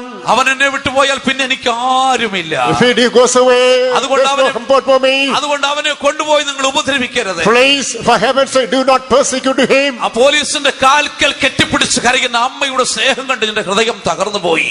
Understanding the love of the marvelous love of the mother, holding the feet of the police and crying, I was broken hearted. അതാണ് ദൈവത്തിന്റെ ജനത്തോട് ദൈവത്തിനുള്ള സ്നേഹം. That's the love of God towards his own people. വിശുദ്ധ പൗലോസ് അതിനെ ആർദ്രത എന്നാകുന്നു പറഞ്ഞിരിക്കുന്നത്. Saint Paul says that is unfathomable love. ഒരു അമ്മയുടെ ആർദ്രത എന്നൊരു വാക്ക് പ്രയോഗിച്ചിരിക്കുന്നു. That is affection of a mother. നമ്മുടെ കർത്താവ് നമ്മളോട് ആർദ്രതയുള്ളവനാണ്. Our Lord Jesus Christ is affectionate to us. അവന് നമ്മളോട് വാത്സല്യമുണ്ട്. He has got fondness for us. അവന് നമ്മളോട് കരുണയുണ്ട്. He has got mercy for us. അവൻ നമ്മെ ആശ്വസിപ്പിക്കുന്നവനാണ്. He is our comforter. നമ്മുടെ കണ്ണുനീര് തുടയ്ക്കുന്ന നല്ലൊരു അമ്മയാകുന്നു. He is a beloved mother who will wipe out our tears. യേശുക്രിസ്തു ദൈവസഭയുടെ അമ്മ എന്ന് പറയുമ്പോൾ Jesus Christ is the mother of the church of God. മറ്റൊരർത്ഥവും കൂടെ കാണുവാൻ സാധിക്കുന്നു. It has got another meaning too. യെശയ്യാ 53:10 വരുമ്പോൾ Isaiah 53 verse 10. കാൽവറിയിൽ നൊന്തുപെറ്റ സന്തതിയാകുന്ന ദൈവത്തിന്റെ സഭ. The church of God is a seed. Lord Jesus Christ travailed on the cross of Calvary and begotten. അവൻ കാൽവറിയിൽ നൊന്തുപെറ്റ ദൈവത്തിന്റെ സന്തതിയാകുന്ന ദൈവത്തിന്റെ സഭ എന്ന് പറയുന്നത്. The church of God is a seed. The Lord Jesus Christ travailed and had begotten on the cross of Calvary. അവന്റെ പ്രാണൻ അകൃത്യയാഗമായി തീർന്നിട്ട് His soul became a trespass offering. അവനൊരു സന്തതിയെ കണ്ടുവെന്ന് പറഞ്ഞിരിക്കുന്നു. He beheld a seed, it is written. നമ്മുടെ കർത്താവ് യേശുക്രിസ്തു കാൽവറിയിൽ തകർക്കപ്പെട്ടപ്പോൾ, When the Lord Jesus Christ was broken on Calvary, അവൻ അടിക്കപ്പെട്ടപ്പോൾ, ഉപദ്രവിക്കപ്പെട്ടപ്പോൾ, when he was smitten and persecuted, അവൻ നിന്ദിക്കപ്പെട്ടപ്പോൾ, അപമാനിക്കപ്പെട്ടപ്പോൾ, when he was reproved and mocked at, ആ വേദനയേക്കാൾ നമ്മുടെ കർത്താവ് കണ്ടത് എന്നെയും നിങ്ങളെയുമായിരുന്നു. beyond his pain, our Lord Jesus beheld you and me. കാൽവറിയിൽ അവന്റെ പ്രാണൻ അകൃത്യയാഗമായി തീർന്നു. His life became a trespass offering on the cross of Calvary. ഉത്തമഗീതം 8:5 വാക്യത്തിലേക്ക് വരുമ്പോൾ Song of Solomon chapter 8 verse 5. അവിടെ നമ്മൾ ഇപ്രകാരം വായിക്കുന്നു. In that passage we read, നാരകത്തിന്റെ ചുവട്ടിൽ വെച്ചല്ലോ നിന്റെ അമ്മ നിന്നെ പ്രസവിച്ചത്. It is under the apple tree your mother delivered you. ഈ നാരകം കാൽവറിയെ വെളിപ്പെടുത്തി This കാണിക്കുന്നു. apple tree speaks about Calvary. മുള്ളുകൾ നിറഞ്ഞ നാരകം, That is apple full of thorns. കയ്പ് നിറഞ്ഞ നാരകം, Apple filled with the thorns, bitterness. പുളി നിറഞ്ഞ നാരകം. That is full of sour. ഈ കയ്പും പുളിയും മുള്ളുകളും നിറഞ്ഞ നാരകം കാൽവറിയെ വെളിപ്പെടുത്തി This കാണിക്കുന്നു. apple full of thorns, full of bitterness, full of sour. അവിടെ Speaks about the Calvary. വെച്ചാണ് നമ്മുടെ അമ്മ നമ്മെ നൊന്ത് പ്രസവിച്ചത്. It is saying our mother travailed and begot us. നമ്മുടെ കർത്താവ് യേശു ക്രിസ്തു കാൽവറിയിൽ തകർക്കപ്പെട്ട് ഉരുവായ സന്തതികളാണ് ഞാനും നിങ്ങളും. Our Lord Jesus Christ bruised on the cross of Calvary, whereby we are the seed that was begot him. അതുകൊണ്ടാണ് അവൻ പൊൻകച്ച ധരിച്ചവനായി സഭയുടെ മുമ്പിൽ നിൽക്കുന്നത്. Therefore he is standing with the church full of golden paps. ഇന്ന് രാത്രി അനുഭവത്തോടു കൂടെ എത്രയധികം മക്കൾക്ക് പറയുവാൻ സാധിക്കും. Tonight, based on the practical experience, how many can testify? യേശുവിന്റെ അമ്മയാകുന്നു. Jesus is my mother. അവൻ കാൽവറിയിൽ എന്നെ നൊന്ത് പ്രസവിച്ചു. She pained and delivered me on Calvary. അവൻ എന്നെ ആശ്വസിപ്പിക്കുന്ന അമ്മ. She is my comforting mother. അവൻ എന്നോട് ആർദ്രതയുള്ള അമ്മ. She is my affectionate mother. അവൻ എന്നെ മുഴങ്കാലെടുത്ത് ലാളിക്കുന്ന അമ്മ. She is kneeling down and praying for me. അവൻ എന്നെ നൊന്ത് പ്രസവിച്ച അമ്മയാകുന്നു. She is the mother who travailed and begot me. അത് വിശ്വസിക്കുന്ന മക്കൾ കരങ്ങളെ ഉയർത്തി ഹല്ലേലൂയ പറഞ്ഞിട്ട്. Hallelujah. എന്നെ കേൾക്കുന്ന പ്രിയപ്പെട്ട ദൈവത്തിന്റെ ജനമേ, Beloved people of God who are listening to me, ദൈവസഭയുടെ അമ്മയാകുന്നു ക്രിസ്തു. Christ is the mother of the church of God. കാൽവറിയിൽ ക്രിസ്തു സഭയെ നൊന്ത് പ്രസവിച്ചു. On Calvary, she pained and delivered the church. ഒരമ്മ തന്റെ കുഞ്ഞിനെ സ്നേഹിക്കുന്നത് പോലെ അവൻ നമ്മെ സ്നേഹിക്കുന്നുണ്ട്. As a mother loves the baby, so does he love us. 1-14 വാക്യത്തിലേക്ക് വരുമ്പോൾ Chapter 1, verse 14. അവിടെ തേജസ്കരിക്കപ്പെട്ട ക്രിസ്തുവിന്റെ മറ്റൊരു സവിശേഷത യോഹന്നാൻ കാണുന്നു. We get another attribute of the glorified Jesus Christ. 1-14 വാക്യം വായിച്ചു നോക്കി. Read verse 14 of chapter 1. അവന്റെ തലയും തലമുടിയും വെളുത്ത പഞ്ഞി പോലെ ഹിമത്തോളം വെള്ളയും. മതി. അവന്റെ തലയും തലമുടിയും വെളുത്ത് പഞ്ഞി പോലെ ഹിമത്തോളം വെണ്മയായിരുന്നു. His head and hairs as white as wool and snow. ഇതെന്താണ് വെളിപ്പെടുത്തി കാണിക്കുന്നത്? What do these things typify? ദൈവത്തിന് വയസ്സായെന്നോ? God is not old. അതൊരിക്കലും സാധ്യമല്ല. Never. സനാതന സത്യദൈവത്തിന് വാർദ്ധക്യമില്ല.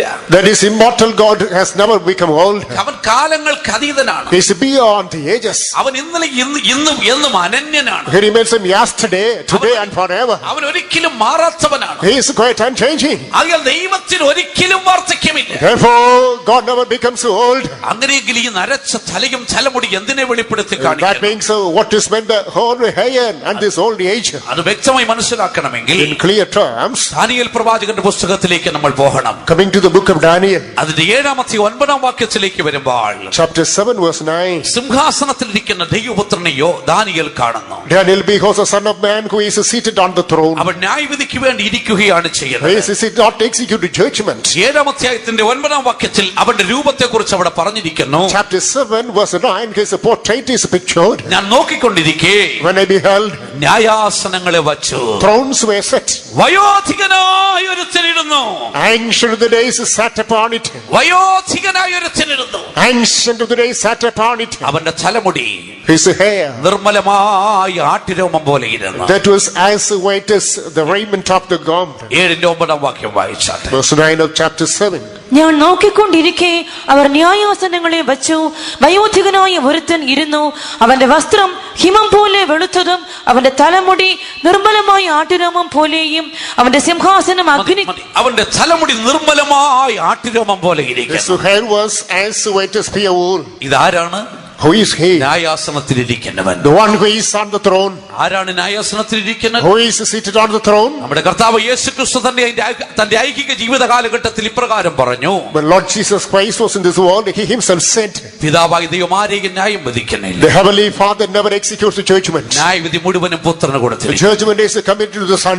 ഇതാ ന്യായവിധിക്ക് വേണ്ടി സിംഹാസനത്തിലിരിക്കുന്ന ദൈവത്തിന്റെ പുത്രൻ. Behold, the Son of Man sit on the throne, not execute judgment. അവൻ കാഴ്ചയിൽ വയോധികനായിരിക്കുന്നു. He is ancient for appearance. അവന്റെ തലമുടി നിർമ്മലമായ ആട്ടുരോമം പോലെ. His hair is as pure as wool. യോഹന്നാൻ കാണുമ്പോൾ In the sight of John, വെളുത്ത് ഹിമത്തോളം പഞ്ഞി പോലെ വെണ്മയായിരിക്കും. it is as white as wool. ഇതെന്തിനെ വെളിപ്പെടുത്തി What കാണിക്കുന്നു? does it show?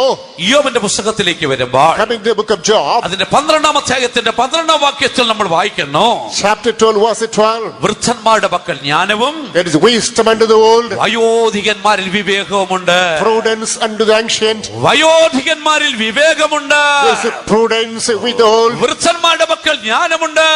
There is wisdom with the ancient. വയോധികനായ ഒരുത്തൻ ഇരുന്നുവെന്ന് ദാനിയേൽ പറയുന്നു.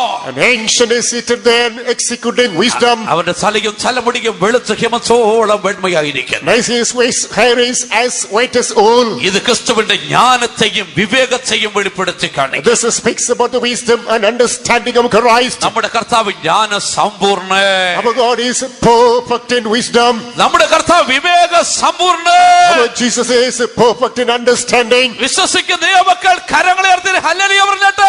നമ്മുടെ Hallelujah. കർത്താവ് ജ്ഞാന സമ്പൂർണ്ണനാണ്. Our God is perfect in wisdom. അവന്റെ നരച്ച തലമുടി അവന്റെ ജ്ഞാനത്തെ വെളിപ്പെടുത്തി His കാണിക്കും. whole hand speaks about his wisdom. അവന്റെ വിവേക പൂർണ്ണതയെ വെളിപ്പെടുത്തി കാണിക്കും. His understanding speaks about his perfection. അനുഭവ സമ്പന്നനായ ഒരു വൃദ്ധനായിട്ട് അവൻ ഇരിക്കുകയാണ് ചെയ്യുന്നത്. Like an experienced old man, he is seated on the throne.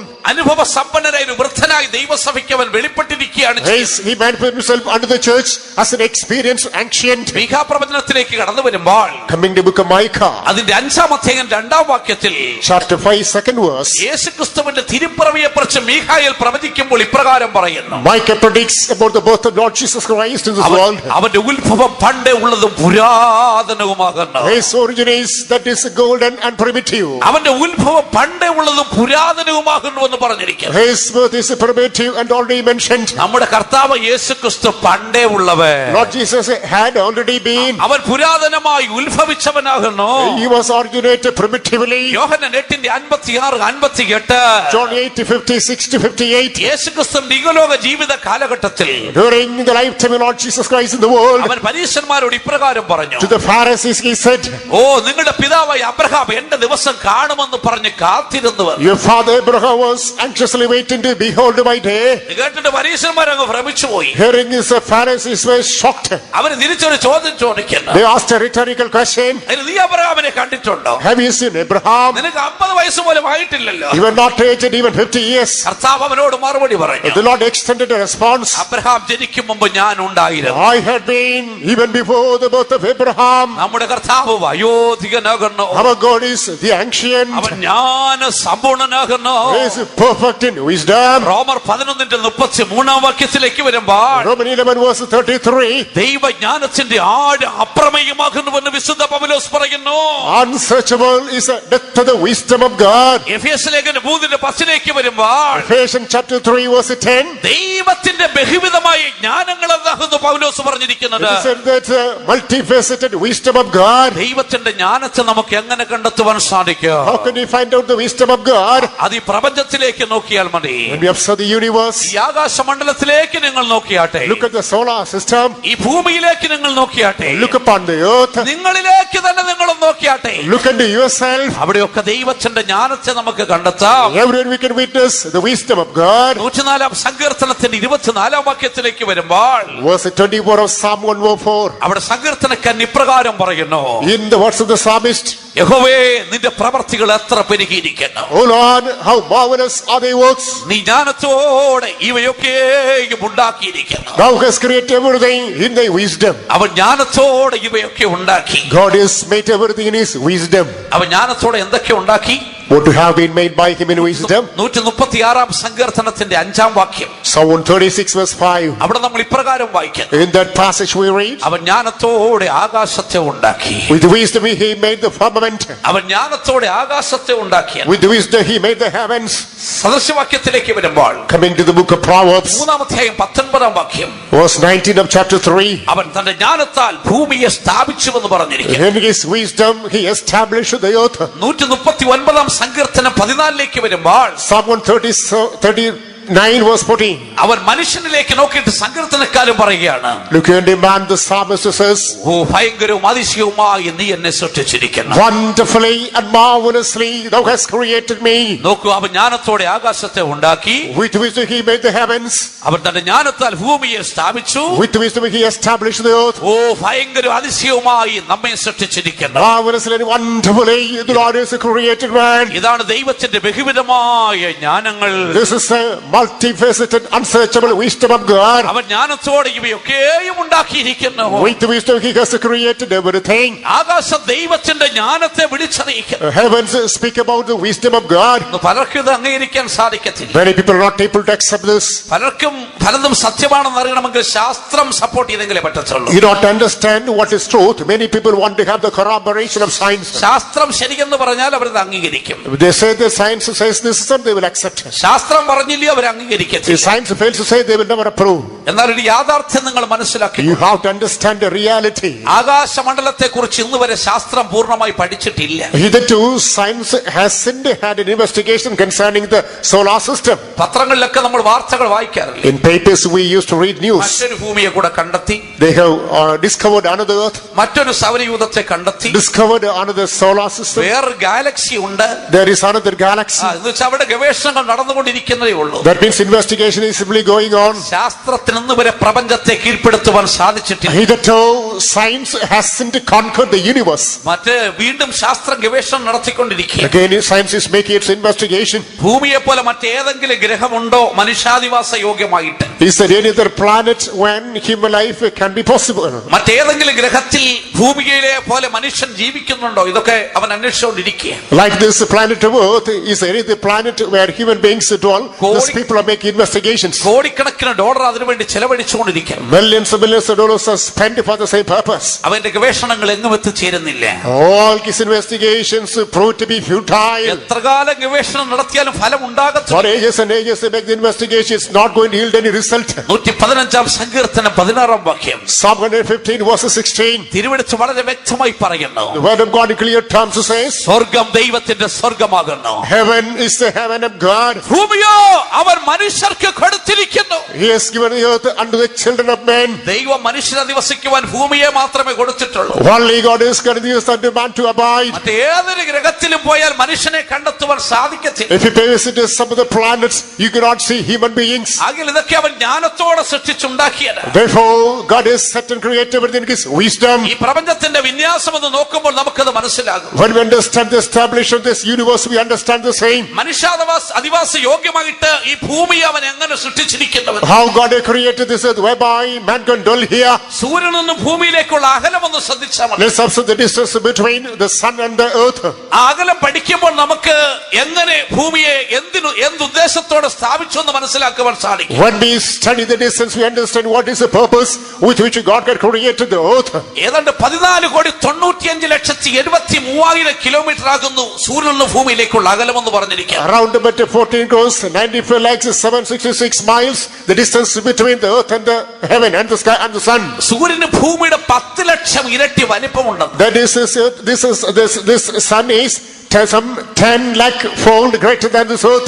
5500 degree സെൽഷ്യസിലാണ് അതിങ്ങനെ തിളച്ചുകൊണ്ടിരിക്കുന്നത്. It is boiling 5550 degrees Celsius. സൂര്യന്റെ താപത്തിന്റെ 200 കോടിയിൽ ഒരു അംശം മാത്രമേ ഭൂമിയിൽ എത്തുന്നുള്ളൂ. The earth has, it is of that 200 crores, one part of this temperature comes to the earth. ഇനി നിങ്ങളൊന്ന് ചിന്തിച്ചു നോക്കിയാൽ Just think about this. ഈ ഭൂമിയിൽ നിന്ന് സൂര്യനിലേക്കുള്ള അകലം, There is a distance between the earth and the sun. കുറച്ചുകൂടെ അടുത്തായിരുന്നെങ്കിൽ എന്ത് സംഭവിച്ചേ? And if it is closer, what would have been the consequences?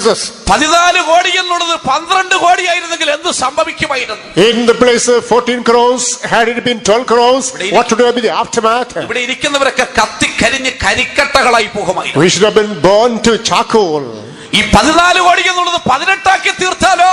If the 14 that added to 18, ഇതൊക്കെ ice കട്ടകളായി മാറിപ്പോയ. it would be frozen like ice pieces. ഇത് രണ്ടും സംഭവിക്കാതെ That both should not take place. മനുഷ്യാധിവാസ യോഗ്യമായിട്ട് ഈ ഭൂമിയെയും സൂര്യനെയും balance ചെയ്ത് നിർത്തിയിരിക്കുന്ന ദൈവത്തിന്റെ ജ്ഞാനമാണ്. It is so the for human inhabitation God has established the earth, universe, the sun according to the wisdom of God. അവൻ ജ്ഞാനത്തോടെ ആകാശത്തെ സൃഷ്ടിച്ചു. With wisdom he has created the heaven. ഇനി ഈ വായുമണ്ഡലത്തിലേക്ക് നോക്കിയാട്ടെ. Let us observe this planets of this gaseous state. ഈ വായുമണ്ഡലത്തിലുള്ള മൊത്തം വായുവിന്റെ 21% oxygen എന്ന് പറയുന്നത്. Of the gaseous it only 23% forms oxygen. ഈ 21 25 വർദ്ധിച്ചാൽ എങ്ങനെ ഇരിക്കും? So 21 multiplies to 25. 21 19 കുറഞ്ഞാൽ എന്ത് സംഭവിക്കും? 20 reduces to 19, what will take place? 19 കുറഞ്ഞാൽ എന്ത് സംഭവിക്കും എന്ന് ആദ്യം പറയാം. If it reduces to 19, what shall be the consequence? Will be explained first. ഇപ്പൊ ഇവിടെ ഇരിക്കുന്നവരൊക്കെ ഇങ്ങനെ മൂക്കുകൊണ്ട് നടക്കും വായു പിടിച്ചെടുക്കാനായിട്ട്. And now you'll be just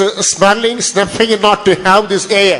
ജലാശയത്തിൽ കിടക്കുന്ന മത്സ്യത്തെ ഒരു പാത്രത്തിൽ പിടിച്ചിട്ടിട്ട്, Suppose take a fish that is in the lake in a vessel. ഈ പാത്രത്തിലെ വെള്ളം ഒന്ന് കുറച്ച് വറ്റിച്ചു കളഞ്ഞാട്ടെ. Just a drain a little bit of water. ഈ മത്സ്യങ്ങൾ ഇങ്ങനെ വെള്ളത്തിന്റെ മുകൾ പരപ്പിലേക്ക് വന്ന് ശ്വാസത്തിന് വേണ്ടി പിടയ്ക്കുന്ന കാണുവാൻ The സാധിക്കും. fish will be coming up to the outer surface and in order to have some breathing. 21% oxygen 20-19 ആക്കിയാൽ ഇവിടെ ഇരിക്കുന്നവരിപ്പം പ്രാണവായുവിന് കടിപിടി കൂടും. 21% oxygen, if it is reduced to 20 or 19, and our members of the congregation will make in trouble, fight for oxygen. അല്പം ചില നിമിഷങ്ങൾക്കുള്ളിൽ എല്ലാം കൂടെ ചത്തുവിടുവാനിടയായി. For a short while, everybody become corpses. 21 22 23 ആക്കിയാൽ എന്ത് സംഭവിക്കും? If 21 is added to 22 or 23, what shall be the aftermath?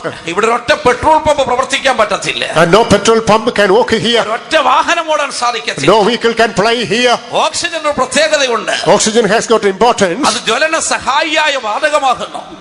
ജ്വലന സഹായിയായ വാതകമാണ്. It is an inflammable one.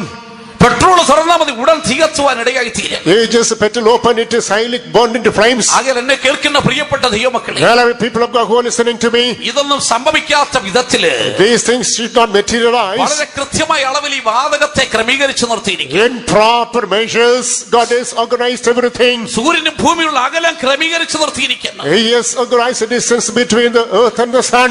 ഇതിന്റെയൊക്കെ പിന്നിൽ പ്രവർത്തിച്ചിരിക്കുന്ന ഒരു ജ്ഞാനമുണ്ട്. There is a wisdom behind the operation of everything. ഒരു master brain ഉണ്ടെന്ന് കാണുവാൻ സാധിക്കും. We witness a master brain behind every operation. ചില പറയുന്ന ഒരു പൊട്ടിത്തെറിയിലൂടെ ഇതൊക്കെ ഉണ്ടായെന്ന്. Some people say through explosion these things evolved. പിന്നെ മറ്റൊരു പൊട്ടിത്തെറിയിലൂടെ വേറെ ഒന്നുകൂടെ ഉണ്ടാവട്ടെ. So with another blast, something else should evolve. വഞ്ചിക്കപ്പെട്ടു പോകരുത്. Be not deceived. ഇതൊക്കെ ദൈവജ്ഞാനത്താൽ സൃഷ്ടിച്ചിരിക്കുന്നു. This is created due to the wisdom of God. യിരെമ്യാ പ്രവാചകന്റെ പുസ്തകം 51:15. Come to Jeremiah chapter 51 verse 15. അവൻ തന്റെ ശക്തിയാൽ ഭൂമിയെ സൃഷ്ടിച്ചു. And he has created the earth with his power. തന്റെ ജ്ഞാനത്താൽ ഭൂമണ്ഡലത്തെ സ്ഥാപിച്ചു. He has created the universe with his തന്റെ wisdom. വിവേകത്താൽ അവൻ ആകാശത്തെ വിരിച്ചു.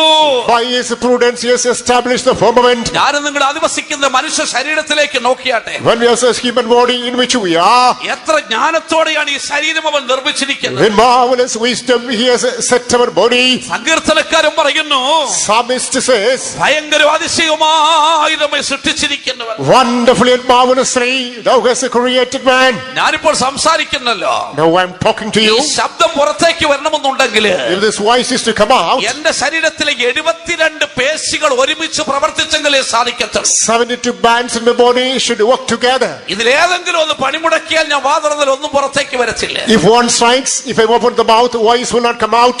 ഇതൊക്കെ വ്യക്തമായിട്ട് ക്രമീകരിച്ച് വെച്ചിരിക്കുക. Everything else is systematically organized. അത് മാത്രമല്ല ഇവിടെ ഇരിക്കുന്നവരെല്ലാം ഈ പ്രസംഗം കേൾക്കുമ്പോൾ തന്നെ ഇടയ്ക്കിടയ്ക്ക് കണ്ണിങ്ങനെ അടയ്ക്കുന്നുണ്ട്. In furtherance, the listeners in between are winking the eyes. പെട്ടെന്ന് ഷട്ടർ ഒന്ന് അടയുന്നു, ഒന്ന് തുറക്കുന്നു. The shutter is winked, it is opened. വീണ്ടും അടയുന്നു, തുറക്കുന്നു. Again closed, opened. ആരും അവരോട് പറഞ്ഞിട്ടല്ല അടയ്ക്കുന്നത്. Nobody has given the direction. ആരും പറഞ്ഞിട്ടല്ല തുറക്കുന്നത്. Nobody asked you to open. ഇങ്ങനെ സംഭവിച്ചുകൊണ്ടേയിരിക്കുക. That is spontaneously going on. 2 മുതൽ 10 സെക്കൻഡിനിടയ്ക്ക് Between 2 and 10 seconds. ഒരു സെക്കൻഡിന്റെ 0.3 സമയം കൊണ്ട് It is 1.3 or 1 second.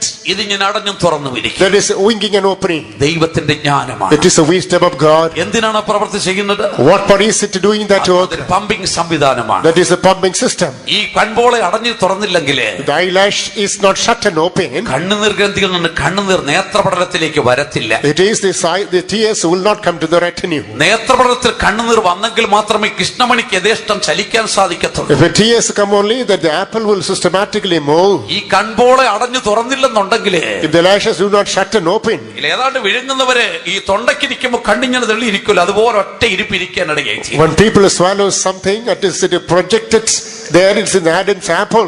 It will be projected. ഇടത്തോട്ടും വലത്തോട്ടും മുന്നോട്ടും താഴോട്ടും എല്ലാം ചലിപ്പിക്കത്തക്കവണ്ണം സൗകര്യപ്രദമായി കൃഷ്ണമണിക്ക് ചലിക്കുവാനാണ് ഈ കൺപോളകൾ ഇങ്ങനെ അടഞ്ഞുകൊണ്ടിരിക്കുന്നത്. That the apple of this eye should move left, right, forward, below. That this is systematically organized by the lashes. പ്രിയപ്പെട്ട ദൈവത്തിന്റെ പൈതലേ, Beloved child of God, ദൈവത്തിന്റെ ജ്ഞാനമാണ്. that is the wisdom of God. അവൻ ഭയങ്കര അതിശയകരമായി നമ്മെ സൃഷ്ടിച്ചിരിക്കുക. Marvelously and wonderfully he has created us. ചില പറയുന്നത് ഇത് പരിണാമ പ്രവൃത്തിയിലൂടെയാണ് മനുഷ്യനുണ്ടായത്. Some people say that man came by evolution. കുരങ്ങ് രൂപാന്തരപ്പെട്ട മനുഷ്യനുണ്ടായ പോലെ. That is, the monkey evolved and man is a result. Theodosius ഡോബ്ഷൻസ്കി എന്ന് പറയുന്ന ഒരു സയന്റിസ്റ്റ് The ഉണ്ടായിരുന്നു. scientist named Theodosius Dostoevsky.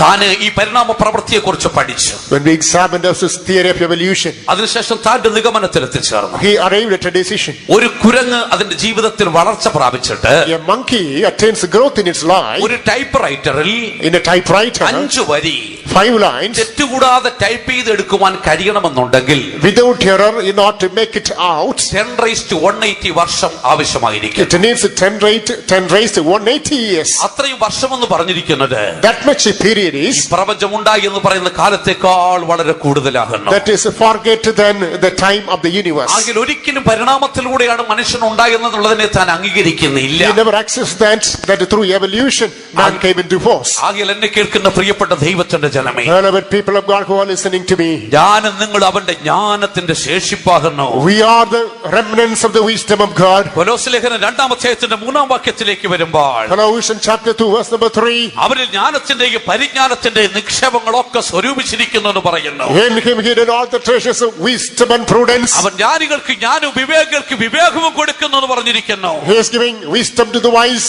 prudence to understanding. സദൃശവാക്യം 2-ാം അധ്യായം 6-ാം വാക്യത്തിലേക്ക് വരുമ്പോൾ Proverbs chapter 2 verse number 6.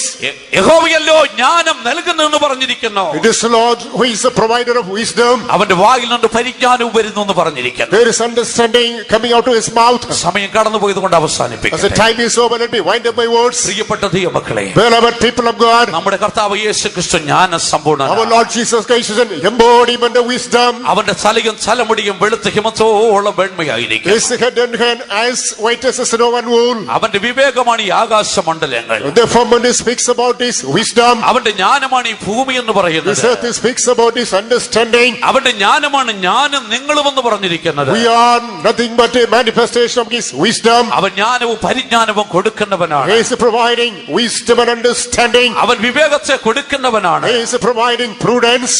ആകയാൽ ഇന്ന് രാത്രികാലം Therefore tonight, ദൈവത്തിൽ കടന്നിരിക്കുന്ന പ്രിയപ്പെട്ട ദൈവത്തിന്റെ ജനമേ, beloved people of God who have come to the presence of God, നീ ദൈവത്തിന്റെ ജ്ഞാനം പ്രാപിക്കുവാൻ ആഗ്രഹിക്കുന്നെങ്കിൽ if you have the desire to attain the wisdom of God, കർത്താവിന് സ്വന്തം ജീവിതത്തെ സമർപ്പിച്ചാട്ടെ. commit your life to the presence of God. പലപ്പോഴും പല മാതാപിതാക്കൾ ഞങ്ങളുടെ അടുക്കൽ കടന്നു വരും. On many occasions parents used to come to us, അവരുടെ കുഞ്ഞുങ്ങൾക്ക് വേണ്ടി പ്രാർത്ഥിക്കുക. pray for their children. അച്ഛാ, മകൻ എഞ്ചിനീയറിംഗിന് പഠിക്കുന്നു. Brother, my son is doing engineering. മകൻ MBAക്ക് പഠിക്കുന്നു. He is doing MBA. മകൾ BSc നഴ്സിംഗിന് പഠിക്കുന്നു. My daughter is doing BSc nursing. Exam ഒന്ന് അടുത്തിരിക്കുകയാണ്. Examination is impending. അവൾക്ക് ബുദ്ധിയില്ല.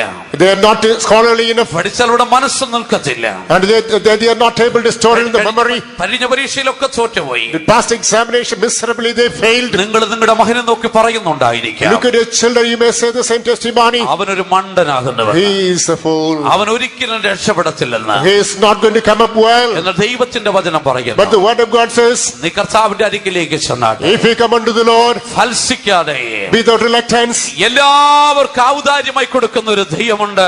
yes, God giving philanthropically to all. നീ ധൈര്യത്തോടെ അവന്റെ അടുക്കൽ ചെന്നാട്ടെ. Holy, come unto him. മനുഷ്യർ ഒരു പക്ഷേ ഫൽസിച്ചേക്കോ, Human beings might rebuke you. അവർ കുറ്റം പറഞ്ഞേക്കാം, They may allege you. അവർ നിന്നെ താഴ്ച കെട്ടിയേക്കാം, They may vilify you. മണ്ടനെന്ന് വിളിച്ചേക്കാം, They may call you fool. ബുദ്ധിഹീനനെന്ന് നിന്നെ നോക്കി പറഞ്ഞേക്കാം. They may say that you are ignorant. പക്ഷെ ഫൽസിക്കാത്ത ഒരുത്തനുണ്ട്. Yes, and undeniable God. നീ അവന്റെ അടുക്കൽ ചെന്ന് പറഞ്ഞാട്ടെ, Simply go unto him and say, അപ്പാ എനിക്ക് അറിവില്ലപ്പാ, no, Father, I am not wise enough. എനിക്ക് ബുദ്ധിയില്ലപ്പാ, No, Father, I am not wise enough. എനിക്ക് കഴിവില്ലപ്പാ, I am not capable enough. എനിക്ക് പഠിക്കാൻ ബുദ്ധി തരണമേ, Give me wisdom to learn. എന്റെ ജോലിയിൽ എനിക്ക് കഴിവ് തരണമേ കർത്താവേ, Give me ability to learn. എനിക്ക് ശക്തി തരണമേ കർത്താവേ. Give me strength, my Lord. നമുക്ക് നമ്മുടെ കണ്ണുകളെ മൂടാം. Let us close our eyes. മുഴങ്കാലുകളെ മടക്കി Let us kneel down. നാളെ രാത്രി വീണ്ടും അടുത്ത ഭാഗം നമുക്ക് ചിന്തിക്കാം. Next part let's discuss later. ഇന്ന് രാത്രി ദൈവസ്ഥലം വിട്ട് നിങ്ങൾ കടന്നു പോകുമ്പോൾ Tonight as you go from the presence of God, ഒരു പുതിയ അനുഭവത്തോടെ നിങ്ങൾ കടന്നു പോകണം. with a new experience you must go. ഒരു പുതിയ തീരുമാനത്തോടെ നിങ്ങൾ കടന്നു With a പോകണം. new decision you must go. എന്റെ കർത്താവ് വിശുദ്ധനായിരിക്കുന്ന പോലെ ഞാനും വിശുദ്ധനായി ജീവിക്കാം. I must be holy as my God is holy. എന്റെ കർത്താവ് എന്നെ സ്നേഹിക്കുന്നു. My God does love me. ഒരമ്മയ്ക്ക് തുല്യം അവൻ എന്നെ സ്നേഹിക്കുന്നുണ്ട്. He loves me more than my mother. എന്റെ പ്രശ്നങ്ങൾ അവൻ അറിയുന്നുണ്ട്. He knows my problems. എന്റെ സങ്കടം അവൻ കാണുന്നുണ്ട്. He beholds my anguish. എന്റെ കണ്ണുനീര് അവൻ അറിയുന്നുണ്ട്. He knows my tears. എന്റെ നിലവിളി എന്റെ കർത്താവ് കേൾക്കുന്നുണ്ട്. He hears my cry. അവൻ എന്നെ നൊന്തു പ്രസവിച്ച അമ്മയാ. He is mother who pain tender over me. അവൻ എന്നോട് ആർദ്രതയുള്ള അമ്മയാകുന്നു. He is affectionate mother of mine. അത് മാത്രമല്ല, Moreover, എന്റെ കുഞ്ഞിന് ബുദ്ധി നൽകുവാൻ എന്റെ കർത്താവിന് കഴിയും. my God is able to give me proper wisdom. എന്റെ ജോലി സ്ഥലത്ത് ബുദ്ധി തരുവാൻ എന്റെ ദൈവത്തിന് കഴിയും. He is able to give me wisdom in appreciating place. ഇന്ന് രാത്രി നീ വിശ്വസിക്കുന്നെങ്കിൽ Tonight if you believe, ദൈവസ്ഥ നിന്റെ മുഴങ്കാലുകളെ മടക്കിയാട്ടെ. kneel down in the presence of God. നിന്റെ കണ്ണുകളെ മൂടിയാട്ടെ. Close your eyes. ഒരു നിമിഷം വായു തുറന്ന് ദൈവത്തോട് പറഞ്ഞാട്ടെ. Open your mouth and pray. ഒരു പക്ഷം നിനക്ക് വിരോധമായി പോരാടുന്ന ശത്രു കാണുമായിരിക്കാം. Someday maybe enemy working against you. നിന്റെ കുഞ്ഞുങ്ങളുടെ വിദ്യാഭ്യാസത്തെ തകർക്കുവാൻ, You not destroy the education of your children. നിന്റെ ജോലിയിൽ നിനക്ക് വിരോധമായി പോരാടുന്ന ശത്രു, The enemy working against your employment. നിന്റെ കുടുംബത്തെ തകർക്കുവാൻ എതിരെ എഴുന്നേറ്റിരിക്കുന്ന ശത്രു, The enemy rose up to destroy your family. ഇന്ന് രാത്രി ഉയർത്തെഴുന്നേറ്റ് യേശുവിൽ നീ വിശ്വസിച്ചാട്ടെ. Believe on the resurrected Jesus. നിലവിളക്കയുടെ നടുവിൽ നിൽക്കുന്നവൻ He is standing in the midst of the candlesticks. ഇന്ന് രാത്രി നിന്റെ നടുവിൽ നിൽക്കുന്നു. Tonight he is moving in the midst. നിന്റെ പുറം കണ്ണുകൾ അടയുമ്പോൾ As your physical eyes are നിന്റെ shut, ഹൃദയത്തിന്റെ കണ്ണുകൾ തുറക്കപ്പെടും. the eyes understanding will be opened. ആ യേശുവിതാ നിന്റെ മുൻപിൽ നിൽക്കുകയാണ് Jesus ചെയ്യുന്നത്. is standing before you. നിന്റെ ഹൃദയ കണ്ണു തുറന്നവനെ കണ്ടട്ടെ. Open the eyes understanding and behold ആ him. ജ്ഞാനസമ്പൂർണ്ണനായ യേശുവിനെ കണ്ടട്ടെ. May Jesus full of wisdom behold you. അവരിതാ നിന്റെ മുമ്പിൽ നിൽക്കുന്നു. He is standing before you. അവൻ നിന്റെ അമ്മയാകുന്നു. He is a mother. നിന്റെ ഭാരം അവനോട് പറഞ്ഞാട്ടെ. Tell your burden to him. നിന്റെ ശത്രു നിന്റെ മുമ്പിൽ തോറ്റോടട്ടെ. May your enemy run away from him. നിനക്കെതിരായി എഴുന്നേൽക്കുന്ന എല്ലാ ശത്രുക്കളും പരാജയപ്പെടട്ടെ. Every enemy rises against you may be defeated. പരിശുദ്ധാത്മാവിനെ കൊടുത്താട്ടെ. You for Holy Spirit. അഭിഷേകം പ്രാപിച്ച ദൈവത്തിന്റെ ജനമേ, Anointed people of God. നമുക്ക് ആത്മാവിൽ ആരാധിക്കാം. Let us worship in the Spirit. അന്ധകാര ശക്തികളോട് നമുക്ക് വിടുതൽ പ്രാപിക്കാം. And deliver us from the power of darkness. പരാജയപ്പെടുത്തുന്ന ശക്തികളെ നമുക്ക് തോൽപ്പിക്കാം. Let us defeat the force that നമ്മുടെ is യേശു against us. നമ്മുടെ നടുവിൽ കടന്നു വന്നിട്ടുണ്ട്. Jesus come to our midst. ഇന്ന് രാത്രി നിന്റെ ഹൃദയത്തിന്റെ കണ്ണുകളെ തുറന്നവനെ കണ്ടാട്ടെ. Tonight open the eyes understanding and behold ഇന്ന് him. രാത്രി അവൻ നിന്നെ വിടുവിക്കുവാൻ പോകുന്നു. Tonight he is going to deliver you. അവൻ നിന്റെ യുദ്ധങ്ങളെ ചെയ്യുവാൻ പോകുന്നു. He is going to lead your battles. അവൻ നിന്നെ സൗഖ്യമാക്കുവാൻ പോകുന്നു. He is going to heal you. അവൻ നിന്റെ കെട്ടുകളെ പൊട്ടിക്കുവാൻ പോകുന്നു. He is going to cut down all your bindings. ശത്രുവിന്റെ മുഖത്തെ തകർക്കുവാൻ പോകുന്നു. He is going to destroy the yokes of the enemy. ദൈവം എഴുന്നേൽക്കുന്നു, ശത്രു ചിതറി ഓടിടുന്നു. ദൈവം എഴുന്നേൽക്കുന്നു, ശത്രു ചിതറി ഓടിടുന്നു. സൈന്യത്തിനധിപൻ യേശുരാജൻ രാജാവായി എഴുന്നള്ളുന്നു. സൈന്യത്തിനധിപൻ യേശുരാജൻ രാജാവായി എഴുന്നള്ളുന്നു. ജയം ജയം അവൻ നാമത്തിൽ, ജയം ജയം നമുക്ക് സ്വന്തം. ജയം ജയം അവൻ നാമത്തിൽ, ജയം ജയം നമുക്ക് സ്വന്തം. ദൈവം എഴുന്നേൽക്കുന്നു, ശത്രു ചിതറി ഓടിടുന്നു. ദൈവം എഴുന്നേൽക്കുന്നു, ശത്രു ചിതറി ഓടിടുന്നു. സൈന്യത്തിനധിപൻ യേശുരാജൻ രാജാവായി എഴുന്നള്ളുന്നു. സൈന്യത്തിനധിപൻ യേശുരാജൻ രാജാവായി എഴുന്നള്ളുന്നു. ദൈവം എഴുന്നേൽക്കുന്നു, ശത്രു ചിതറി ഓടിടുന്നു. ദൈവം എഴുന്നേൽക്കുന്നു, ശത്രു ചിതറി ഓടിടുന്നു. ദൈവം എഴുന്നേൽക്കുന്നു, ശത്രു ചിതറി ഓടിയിടുന്നു. ദൈവം എഴുന്നേൽക്കുന്നു, ശത്രു ചിതറി ഓടിയിടുന്നു. ദൈവം എഴുന്നേൽക്കുന്നു, ശത്രു ചിതറി ഓടിയിടുന്നു. ദൈവം എഴുന്നേൽക്കുന്നു, ശത്രു ചിതറി ഓടിയിടുന്നു. ദൈവം എഴുന്നേൽക്കുന്നു, ശത്രു ചിതറി ഓടിയിടുന്നു. ദൈവം എഴുന്നേൽക്കുന്നു, ശത്രു ചിതറി ഓടിയിടുന്നു.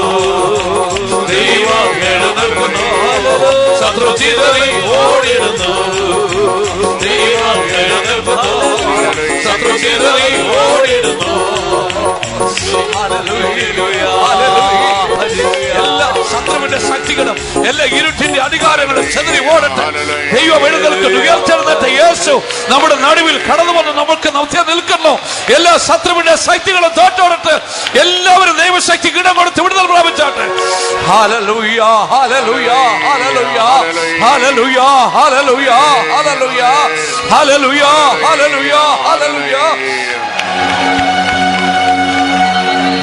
പ്രിയപ്പെട്ട ദൈവത്തിന്റെ ജനമേ, beloved people of God, ഉയർത്തെഴുന്നേറ്റ കർത്താവ് നമ്മുടെ നടുവിലുണ്ട്. the resurrected Jesus is standing in our midst. അവൻ പോരിൽ വീരനായി നിന്റെ നടുവിൽ നിൽക്കണം. As the mighty captain, he is standing before you. നിനക്ക് വിരോധം എഴുന്നേറ്റ ശത്രുവിനെ കണ്ട് നീ നിരാശപ്പെടേണ്ട. Don't be pressed against the enemy who rose against you. ശത്രുവിന്റെ ആരവം കേട്ട് നീ ഭയപ്പെട്ടു പോകണ്ട. Hear the clamor of the enemy, do not be afraid of. ദൈവം എഴുന്നേറ്റ ശത്രു ഓടുവാനിടയായി When God തീരും. raises, the enemy shall flee away. ഇന്ന് രാത്രി നീ അത് വിശ്വസിച്ചാട്ടെ. Do not simply believe. യേശു നിന്റെ നടുവിലുണ്ട്. Jesus in your midst. ശത്രു നിന്നെ മുമ്പ് ചെതറി ഓടുവാൻ പോകുന്നു. The enemy is going to get scattered away. ദൈവം എഴുന്നേൽക്കുന്നു, ശത്രു ചിതറി ഓടിടുന്നു. ദൈവം എഴുന്നേൽക്കുന്നു, ശത്രു ചിതറി ഓടിടുന്നു. ഓ ദൈവം എഴുന്നേൽക്കുന്നു, ശത്രു ചിതറി ഓടിടുന്നു. ദൈവം എഴുന്നേൽക്കുന്നു, ശത്രു ചിതറി ഓടിടുന്നു. ദൈവം എഴുന്നേൽക്കുന്നു, ശത്രു ചിതറി ഓടിടുന്നു.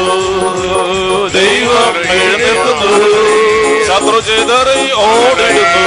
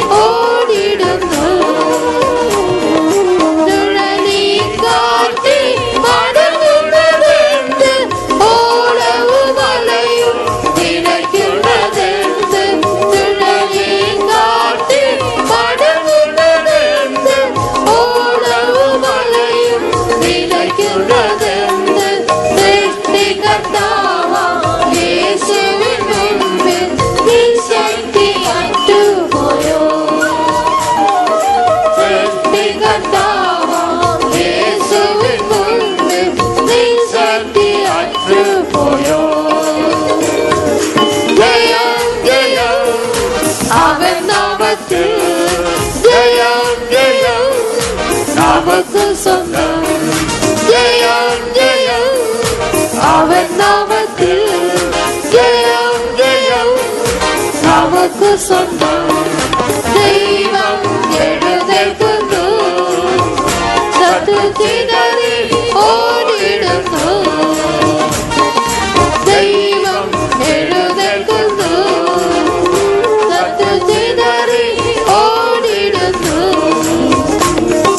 പാതാള ഗോപുരം നടുങ്ങുന്നതെന്ത്, സാത്താന സൈന്യം ഓടുന്നതെന്ത്. പാതാള ഗോപുരം നടുങ്ങുന്നതെന്ത്, സാത്താന സൈന്യം ഓടുന്നതെന്ത്. വിശുദ്ധന്മാരാർത്തിടും സ്തോത്രഘോഷത്താൽ അടിസ്ഥാനം ഇളകിയോ. വിശുദ്ധന്മാരാർത്തിടും സ്തോത്രഘോഷത്താൽ അടിസ്ഥാനം ഇളകിയോ. ജയം ജയം അവൻ നാമത്തിൽ, ജയം ജയം നമുക്ക് സ്വന്തം. ജയം ജയം അവൻ നാമത്തിൽ, ജയം ജയം നമുക്ക് സ്വന്തം. ദൈവം എഴുന്നേൽക്കുന്നു, ശത്രു ചിതറി ഓടിടുന്നു. ദൈവം എഴുന്നേൽക്കുന്നു, ശത്രു ചിതറി ഓടിടുന്നു. സ്വർഗ്ഗവന്നടയാളം കാണുകയാണ്, വൈരിയ സാത്താൻ വീണിടുമെന്ന്. സ്വർഗ്ഗവന്നടയാളം കാണുകയാണ്, വൈരിയ സാത്താൻ വീണിടുമെന്ന്. ജയിച്ചതാം വിശുദ്ധന്മാർ ചേർന്നിടുമെന്ന്, തങ്ങളുടെ വാണിടുവാൻ. ജയിച്ചതാം വിശുദ്ധന്മാർ ചേർന്നിടുമെന്ന്, തങ്ങളുടെ വാണിടുവാൻ. ജയം ജയം അവൻ നാമത്തിൽ, ജയം ജയം നമുക്ക് സ്വന്തം. ജയം ജയം അവൻ നാമത്തിൽ, ജയം ജയം നമുക്ക് സ്വന്തം. ദൈവം എഴുന്നേൽക്കുന്നു, ശത്രു ചിതറി ഓടിടുന്നു. ദൈവം എഴുന്നേൽക്കുന്നു, ശത്രു ചിതറി ഓടിടുന്നു. പാതാള ഗോപുരം നടുങ്ങുന്നതെന്ത്, സാത്താന സൈന്യവും ഓടുന്നതെന്ത്. പാതാള ഗോപുരം നടുങ്ങുന്നതെന്ത്, സാത്താന സൈന്യവും ഓടുന്നതെന്ത്. വിശുദ്ധന്മാരാർത്തിടും സ്തോത്രഘോഷത്താൽ അടിസ്ഥാനം ഇളകിയോ. വിശുദ്ധന്മാരാർത്തിടും സ്തോത്രഘോഷത്താൽ അടിസ്ഥാനം ഇളകിയോ. ജയം ജയം അവൻ നാമത്തിൽ, ജയം ജയം നമുക്ക് സ്വന്തം. ജയം ജയം അവൻ നാമത്തിൽ, ജയം ജയം നമുക്ക് സ്വന്തം. ദൈവം എഴുന്നേൽക്കുന്നു, ശത്രു ചിതറി ഓടിടുന്നു. ദൈവം എഴുന്നേൽക്കുന്നു, ശത്രു ചിതറി ഓടിടുന്നു. സ്വർഗ്ഗവന്നടയാളം കാണുകയാണ്, വൈരിയ സാത്താൻ വീണിടുമെന്ന്. സ്വർഗ്ഗവന്നടയാളം കാണുകയാണ്, വൈരിയ സാത്താൻ വീണിടുമെന്ന്. ജയിച്ചതാം വിശുദ്ധന്മാർ ചേർന്നിടുമെന്ന്, തൻകൂടെ വാണിടുവാൻ. ജയിച്ചതാം വിശുദ്ധന്മാർ ചേർന്നിടുമെന്ന്, തൻകൂടെ വാണിടുവാൻ. ജയം ജയം അവൻ നാമത്തിൽ, ജയം ജയം നമുക്ക് സ്വന്തം. ജയം ജയം അവൻ നാമത്തിൽ, ജയം ജയം നമുക്ക് സ്വന്തം. ജയം ജയം അവൻ നാമത്തിൽ, ജയം ജയം നമുക്ക് സ്വന്തം. ജയം ജയം അവൻ നാമത്തിൽ, ജയം ജയം നമുക്ക് സ്വന്തം. ജയം ജയം അവൻ നാമത്തിൽ, ജയം ജയം നമുക്ക് സ്വന്തം. ജയം ജയം അവൻ നാമത്തിൽ.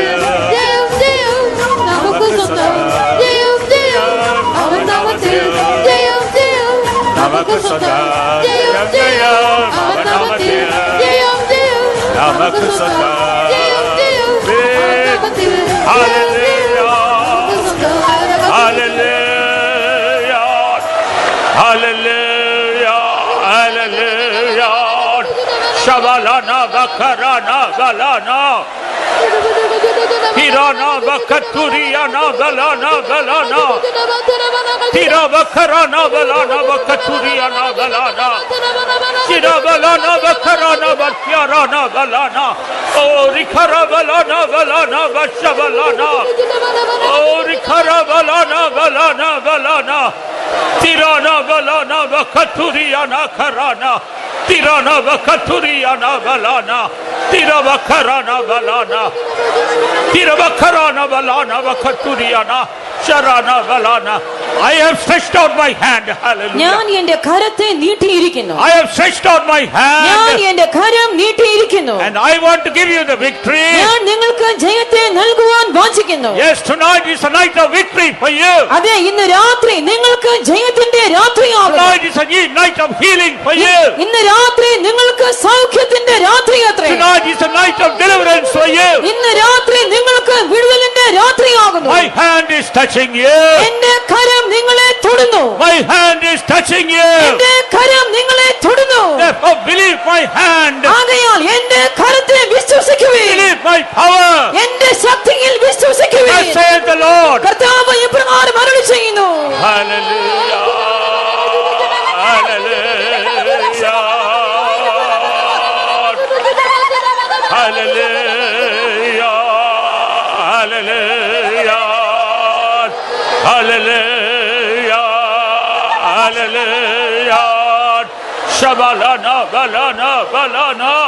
Tirana balana balana. Katuriana balana. Tirabakarana balana balana. Hallelujah. Hallelujah. Hallelujah. Hallelujah. എഴുന്നേൽക്കുന്നു ശത്രു ചിതറി ഓടിടുന്നു ദൈവം എഴുന്നേൽക്കുന്നു ശത്രു ചിതറി ഓടിടുന്നു സൈന്യത്തിനധിപൻ യേശുനാഥൻ രാജാവായി എഴുന്നള്ളുന്നു സൈന്യത്തിനധിപൻ യേശുനാഥൻ രാജാവായി എഴുന്നള്ളുന്നു ജയം ജയം അവൻ നാമത്തിൽ ജയം ജയം നമുക്ക് സ്വന്തം ജയം ജയം അവൻ നാമത്തിൽ ജയം ജയം നമുക്ക് സ്വന്തം ദൈവം എഴുന്നേൽക്കുന്നു ശത്രു ചിതറി ഓടിടുന്നു ദൈവം എഴുന്നേൽക്കുന്നു ശത്രു ചിതറി ഓടിടുന്നു സൈന്യത്തിനധിപൻ യേശുനാഥൻ രാജാവായി എഴുന്നള്ളുന്നു സൈന്യത്തിനധിപൻ യേശുനാഥൻ രാജാവായി എഴുന്നള്ളുന്നു ജയം ജയം അവൻ നാമത്തിൽ Jayam Jayam. നമുക്ക് സ്വന്തം Jayam Jayam. അവൻ നാമത്തിൽ Jayam Jayam. നമുക്ക് സ്വന്തം ജയം ജയം അവൻ നാമത്തിൽ ജയം ജയം നമുക്ക് സ്വന്തം ജയം ജയം അവൻ നാമത്തിൽ ജയം ജയം നമുക്ക് സ്വന്തം ജയം ജയം അവൻ നാമത്തിൽ ജയം ജയം നമുക്ക് സ്വന്തം ജയം ജയം അവൻ നാമത്തിൽ ജയം ജയം നമുക്ക് സ്വന്തം ജയം ജയം അവൻ നാമത്തിൽ ജയം ജയം നമുക്ക് സ്വന്തം Hallelujah. Hallelujah. Hallelujah. Hallelujah. Hallelujah. Shabalana balana balana balana. Hirana katuriana. Shabalana balana balana. Hallelujah. Hallelujah. Hallelujah. Hallelujah. Hallelujah. Hallelujah. Amen. Hallelujah. Hallelujah. Hallelujah. Hallelujah. The mighty hand of God is moving in our midst. ദൈവത്തിന്റെ ശക്തിയുള്ള ഭുജം നമ്മുടെ ഇടയിൽ ഉലാവുന്നു. The mighty Jesus is moving in our midst. ശക്തിയുള്ളവനാകുന്ന യേശു ഇവിടെ ഉലാവിക്കൊണ്ടിരിക്കുന്നു. Yes, he is coming to every one of us. അതെ, അവൻ നമ്മുടെ ഓരോരുത്തരുടെയും അടുക്കലേക്ക് Oh, കടന്നു he is വരുന്നു. looking at every one of അവൻ us. നമ്മെ ഓരോരുത്തരെയും നോക്കിക്കൊണ്ടിരിക്കുന്നു. He is looking at our need. അവൻ നമ്മുടെ ആവശ്യങ്ങളിലേക്ക് നോക്കുന്നു. Stretching out his അവൻ hand. തന്റെ കരത്തെ നീട്ടുന്നു. He is stretching out his അവൻ hand. തന്റെ കരം നീട്ടുന്നു. He is touching you right അവൻ now. ഇപ്പോൾ തന്നെ നിങ്ങളെ തൊടുന്നു. Hallelujah. You are healed in the name of Jesus. യേശുവിന്റെ നാമത്തിൽ നിങ്ങൾക്ക് സൗഖ്യമായിരിക്കുന്നു. Yes, the power of God is touching you. അതെ, ദൈവശക്തി നിങ്ങളെ തൊടുന്നു. Hallelujah. Hallelujah. Hallelujah. Hallelujah. Hallelujah. Hallelujah.